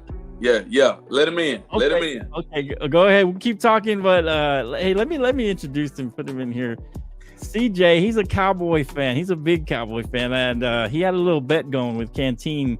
Canteen told him the Commanders would win and beat Cincinnati, and he made a little bet that he would come to our show if Washington, and I'm pretty sure he made that bet knowing in his heart that the Commanders would not win that game. He knew in his heart, but they did win. So this is the one and only Cowboy fan extraordinaire. Let me see if I can get a good theme song for him. Let me see here. Bring him in, man. I'm gonna bring him in. Yeah, here we go. We're gonna do this one because he deserves a nice intro. Big CJ is in the house. Bruh. Let's get ready to rumble. Bruh. He playing. Oh, can't touch this. Oh, CJ's in the house. What's up, CJ? Hey, what's happening, fellas? Hey, man, listen. Let me say this, man. I didn't want to come off aggressive this morning, so I had to backtrack. We made a bet, and I bet 10 points, so I had to rethink everything I had thrown out there. Right. So you came here tonight, and then I'll jump on whenever you come on. I'll come on and hey, we'll balance off each other. But as I told man earlier, right now you have to take the Commanders serious. Yeah, you got to take them serious, man. Hey, look. What are your thoughts, sir? You got to, CJ. Come on, baby. Come on, baby. First of all, you was the one making all that noise about the Commanders. I'll never make noise about them. Okay. You know, you jumped out there. Oh, Commanders gonna do that. No, Commanders ain't gonna do nothing. Commanders gonna be the Commanders. You understand what I'm saying? So you saying I jumped out there and made out of noise? Yeah, you jumped out there and I was like, well, 10 points. Then I'll take the 10 points. And they took off, G-Will. So that's my point. Like, why would you take 10 points on the Commanders against anybody when they haven't proven anything with a rookie quarterback on the road? Right. You know what I'm saying? Now they almost covered it, but they didn't. But a wise man wouldn't take that. Yeah, I mean, CJ, he always takes, like I said, the underdog. He's an underdog guy. He's an underdog guy. I can go underdog, but I can't go underdog 10 points. You feel what I'm saying? So you're not. I mean, I know you in some of your posts you were impressed with what Jaden Daniels did. So you don't think that's going to carry into the rest of the season? Don't get me wrong. I'm a diehard Cowboy fan, but I like players too. Jaden Daniels is a good player. You know, right. If you build around him, put him in a system where he can use his mobility, he does well. You know, they simplified the game. They didn't do a whole lot extra. You know, they wanted to run the ball, go play action, use his athletic ability, and he fit right into the system. He held on to the ball. He ran. I like Cliff Kingsbury with that system. And here's the thing, CJ. Right. Dan Quinn has given Cliff Kingsbury full autonomy with the offense. That's what we've seen that before. He's a great offensive guy. With the Cardinals, so that really don't work. But when you got the studs to back up your players that you call, I mean, that's fair, CJ. But to be fair, I think he's a better offensive coordinator than a head coach. I don't think he's head coach. Maybe he's learned something from that time in the Cardinals. But as an offensive mind, he's really good, and I think he works really well with what Jaden Daniels brings to the table. I think 3 games in, you know, right? It's you think it's too early? Yeah. I don't know if you heard Hot Take Jake earlier. He said the Cowboys are going to lose to the Giants 31-27. He's a Cowboy hater. So, everybody wants the Cowboys to lose to the Giants. Come on now. Yeah. But it ain't going to happen. What are your thoughts on this game? I mean, is this a must win for the Cowboys? Every game's a must win. Okay. And this is a very important game because somebody could get fired. Somebody could get fired Thursday night. Oh, wow. You saying somebody could get fired. So you think McCarthy, if y'all don't win, McCarthy gone? If we get embarrassed, McCarthy might not make the ride home. Wow. Really? At 1-4, the Cowboys 1-4. And they're 1-3. They'd be 1-3 at that point. Be 1-3. Well, same thing to me. It don't matter. 1-3, a 1-3 start. Yeah. Pittsburgh coming up. Right. We got Detroit, Philly, and San Fran. The next 4. Yeah. That's gonna get ugly. That's gonna get ugly. Yeah. Team morale's gonna go down. Right. People gonna start to talk. The media's gonna go wild. The Cowboy haters gonna go wild. It's gonna be bad. And see, the only way to smooth that over is somebody's head got to roll. Right. Wow. So who would be the interim coach? So you can't blame Dak no more because you already cut him a check. I never blame Dak anyway. Well, I don't. He never blames Dak hardly. I blame Dak more than any. I never really Cowboy fans. But for me, these last 2 losses, I can't put those on Dak. Those aren't Dak's fault. That the defense was. Man, I'm telling you, Flo, y'all they were leaking right like a sieve. Flo, and I think changing defensive coordinators has been more of a harder transition than I thought it was going to be. And like I said, Dan Quinn was the right fit. You guys got the right offensive scheme. But like I said, the pass rush, where the pass rush? Where the pass rush at? Where's the discipline on the defense? That's what's going on. Because I watched the game over, and guys are missing assignments big time, man.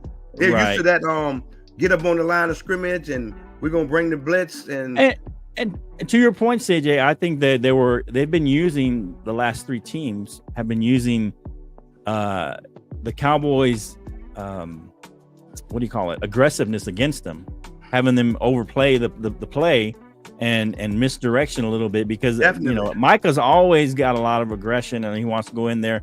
He was playing, people saying he missed assignments and he went this way when they were playing going that way, but he was taking the right person. It's just the linebacker went with him and he should have taken the runner, and the runner got a free rein. If you look at Overshawn, he went over with Micah and he should have just stayed with the runner. Micah was taking the it's enough blame to go around with everybody. Yeah, I'm just saying it wasn't all. People were pointing out that Michael was going the wrong way, but he was taking the right guy. The guy behind him was making the wrong read. He should have been taking. All right, Flo. Yeah, I think the thing is with Micah is you got to figure out where you want to use. I got a hot question. Go ahead, CJ. Okay. You got to figure out how you want to use Micah. You know, right? You try to move him around. If you got a smart offensive coordinator, he's the first player you want to locate. Right. Once we locate him, we all going to let the line.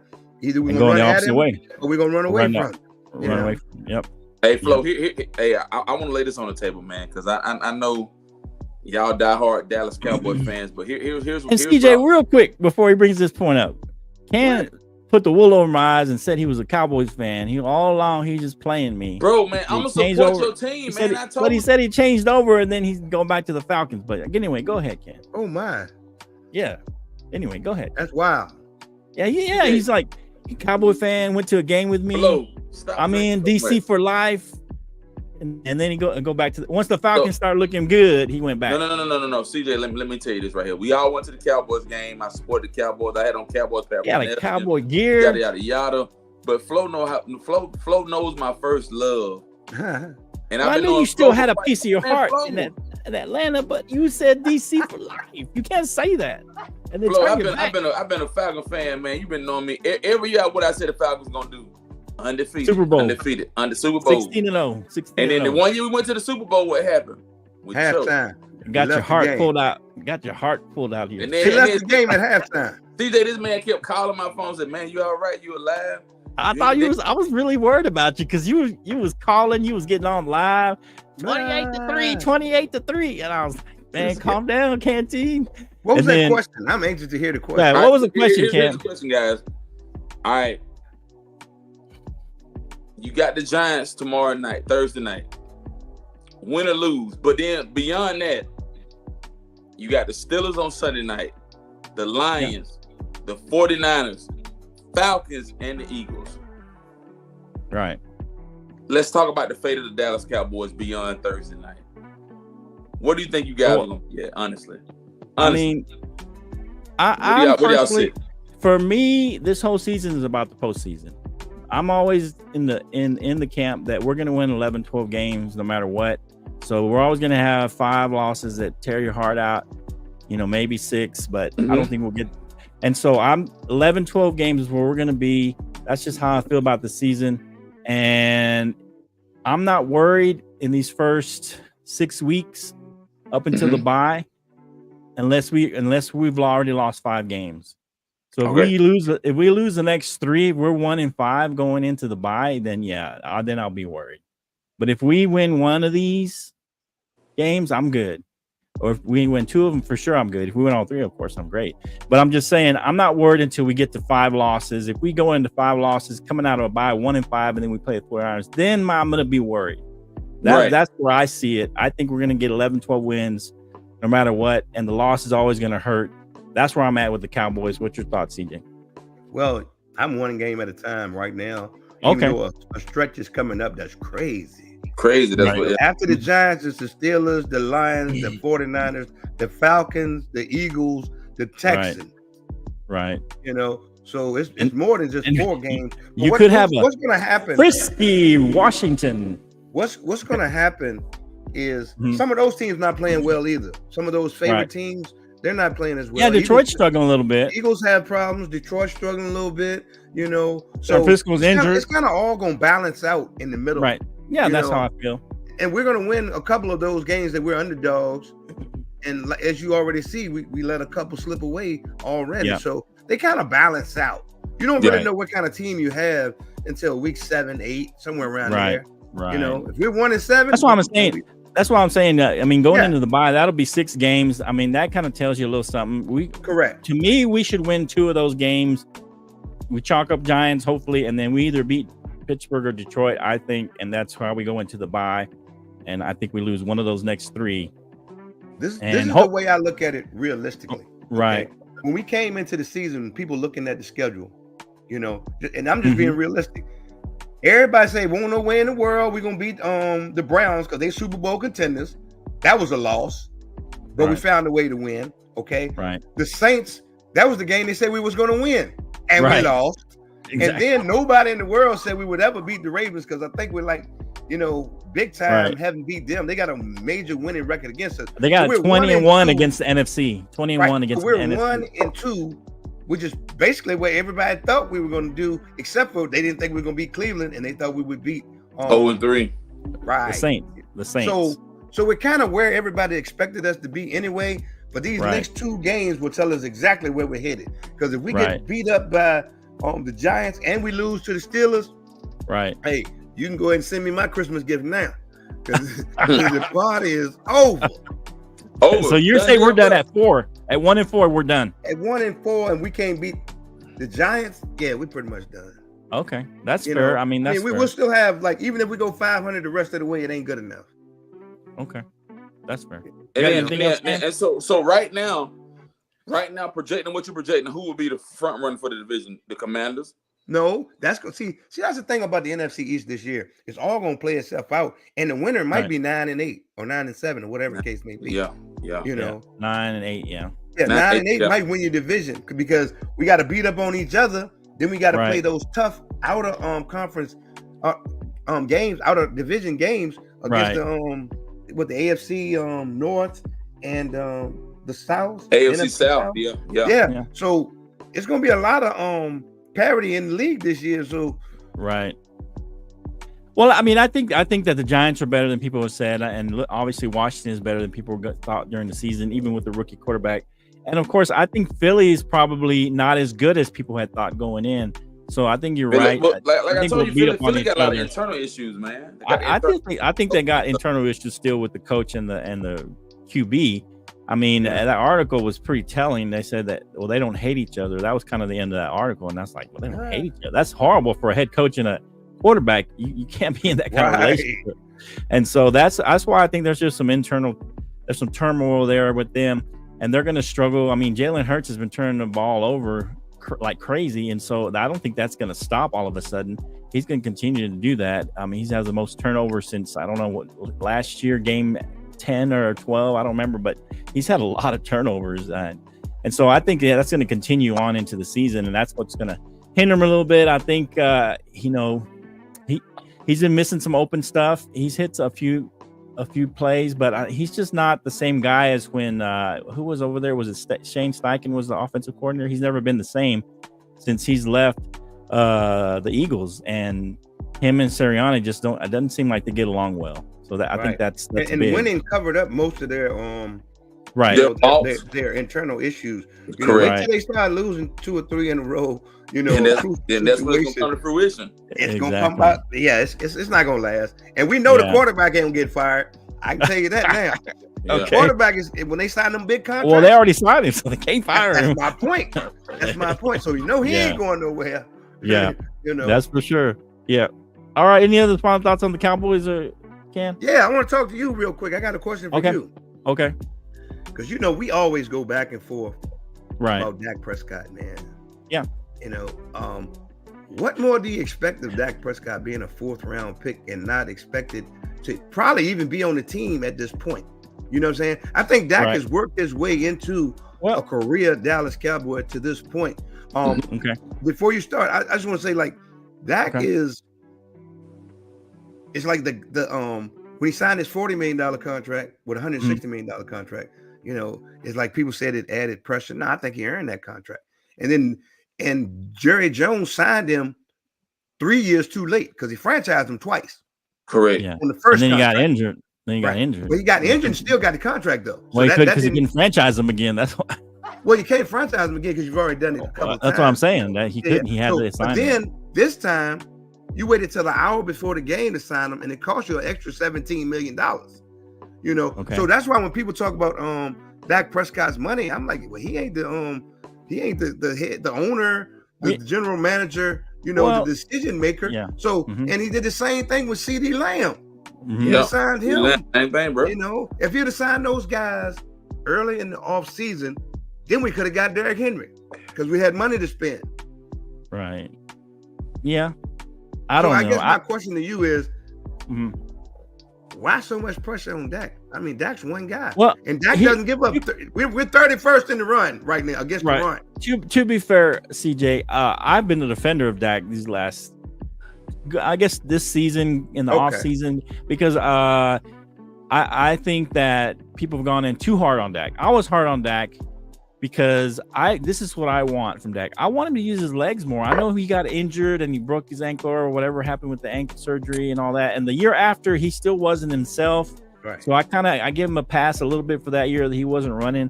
But after that, I mean, he had every time. If you look at Dak Prescott, his biggest plays are when he's bootlegging and moving around. Those are some of his biggest plays that he makes. And then also inside the 20, I like when he rushes the ball a little bit, keep the defense honest. I just think he should use his legs more. That's what my problem is with Dak. I don't know if that's coaching or if that's just Dak not wanting to run as much. But to me, but to me, he's a better quarterback when he's moving, when he's on the run, when he's scrambling a little bit. Okay. The 2 years Dak didn't run was with the year after he got hurt, which I understand. But it's always been contract years.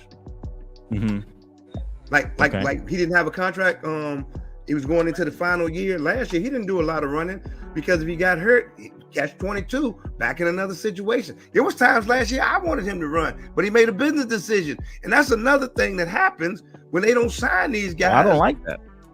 You don't have to like it. I didn't like it. But Jerry Jones put me in a situation where we had to live with it because if Dak would have hit the free agent market, he would have got more than 60.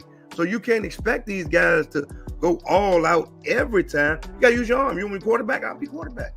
So but that's his weakness. The more times he's in the pocket is the more times. If he's not going to run like scramble, I'd rather him roll out different directions. You know, that's fair. I mean, and like I said, the last 2 weeks weren't his fault. I think the defense is what killed us, missing assignments, like you said. Right. But I don't care. I was at peace with Dak getting his contract. I'm like, you sign him or you don't. Okay, it is what it is.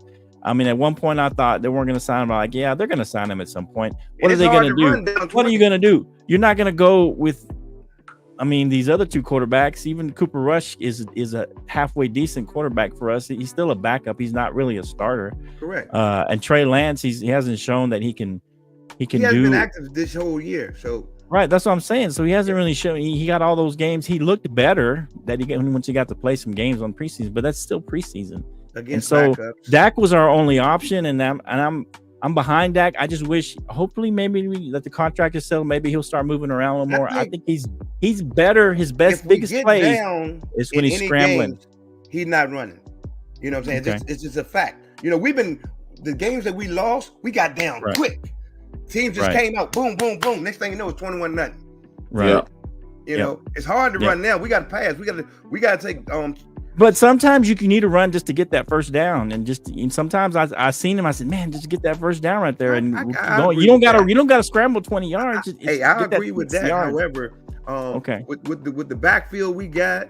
With the offensive line, they're still gelling with them young guys. Are we going to activate Dalvin Cook eventually, or do you think? Did we bring him in to activate him at some point? No. I think he should. He can't be no worse. Right. So why not give him a shot? I think part of the problem, CJ, is our offensive line. Our offensive line is still meshing. We got two rookies on the offensive line. And I think they're still trying to mesh as a unit because the offensive line they have to be working as a unit. They have to know each other's assignment. And I think that's hurt the running game as well. I don't think it's all I don't think it's all the running backs. Oh, definitely. But they all work together. So right now, we just things ain't looking good. Right. Yeah. I think we beat the Giants and then we move on from there and we win one of the next two, and that's where I think we're at by the I can go with that at the bye week. Yeah, that's where I'm at with it. I agree. Do you want to talk any of those games, or you just came in to talk Cowboys? Hey, any game you want to talk about? I mean, okay. Is there a game you want to talk about, Ken? I can bring. Man, let's hit this. What's the one game I want to talk about was let me see, Flo. Hold on, give me a second. This week, I know we talked about the Broncos Jets. It's not even a big one. The Vikings Packers. But as I told you earlier, the game that I thought that was going to be a major point was the Bengals Panthers, man. Okay. And we talked about that one already, but okay. Why don't we hit the Saints Falcons, because that's going to be a big game for you and for that division. What do you think, CJ? Here, who do you like here? The Saints came in, guns blazing, and then they came back to earth last week, and the Falcons gave the Chiefs a pretty good game. And could have won that game. That's automatically going to be a good game anyway because it's a division game. Division game, on top of that. But I think, from what I've seen, Falcons ain't no joke, man. Okay. The Falcons are real too. But they know each other so well, Right. That's the key. And I haven't looked up the series to see who's got the better of each other. I haven't looked at that yet. But I think it's going to be a great game. It's going to be a field goal that decides it. He made a good point. Who's at home? It's in Atlanta. But Atlanta. It's in Atlanta. Atlanta tends to call up the big games at home, man. They tend to call up the big games at home. Right. I'm going with Atlanta on this one, though. You think Atlanta's going to pull it out? Is it a close game, or? I think Derek Carr came back down to earth. Right. I think the team played well. He was on Pumpkin Watch Sunday. Yeah. But I think if they get to Derek Carr, we see who he really is. He's the worst quarterback in the NFL, or at the bottom. What? When there's pressure. Yeah, when there's pressure. Okay. They say when he's a clean pocket, he's top 5. But under pressure, he at the bottom. A little muddy pocket. Yeah. Done. That's fair. What do you got, Ken? You got your Falcons winning too? Man, Flo, after last week's performance, man, I mean, we got cheated. I'm saying the referees made horrible calls. Yeah. Pass interference.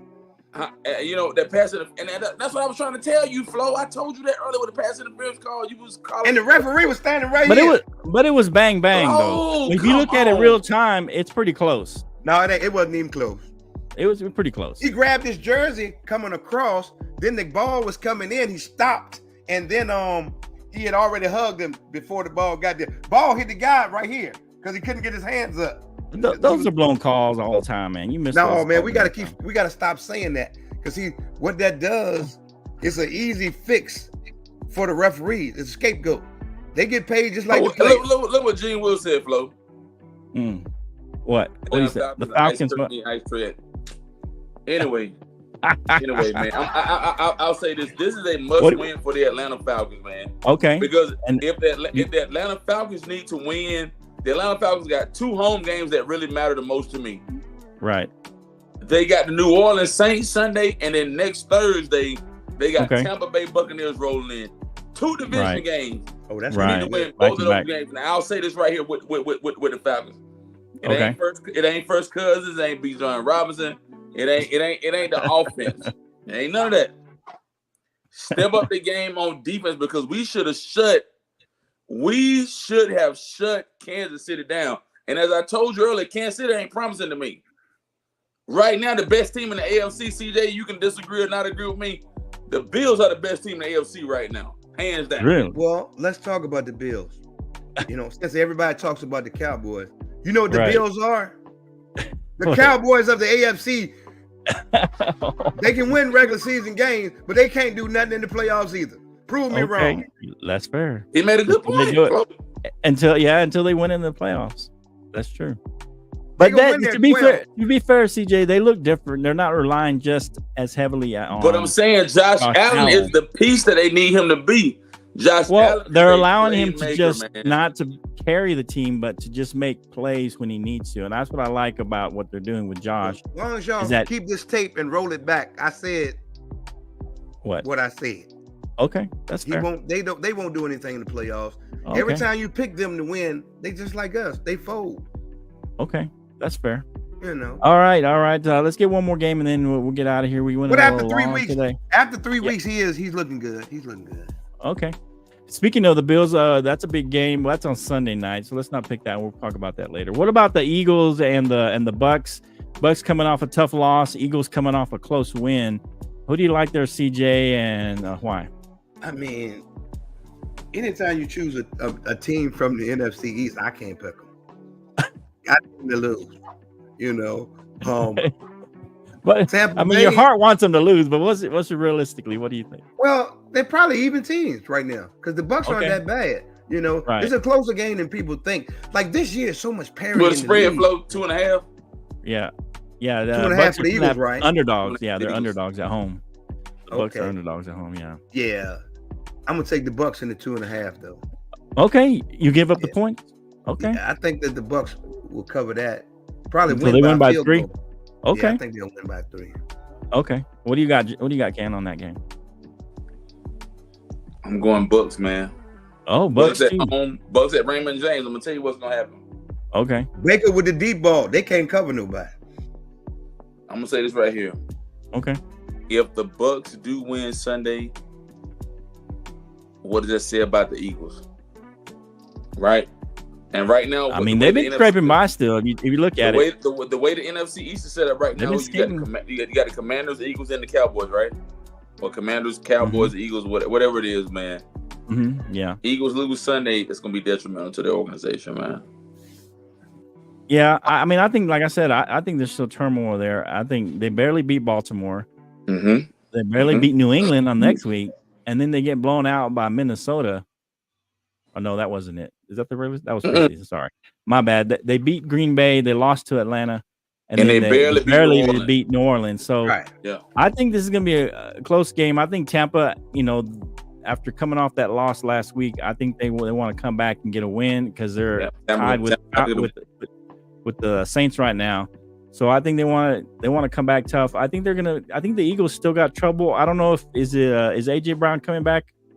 I think they're still out, man. If he's still out, for sure, I got the Bucks. But if he's in, I think he makes a difference. Well, they might not have the little receiver either. He got concussion. Oh yeah, Smith.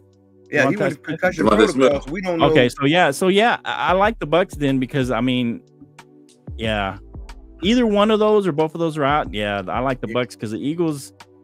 I think Jalen Hurts, he's been giving up the ball a lot.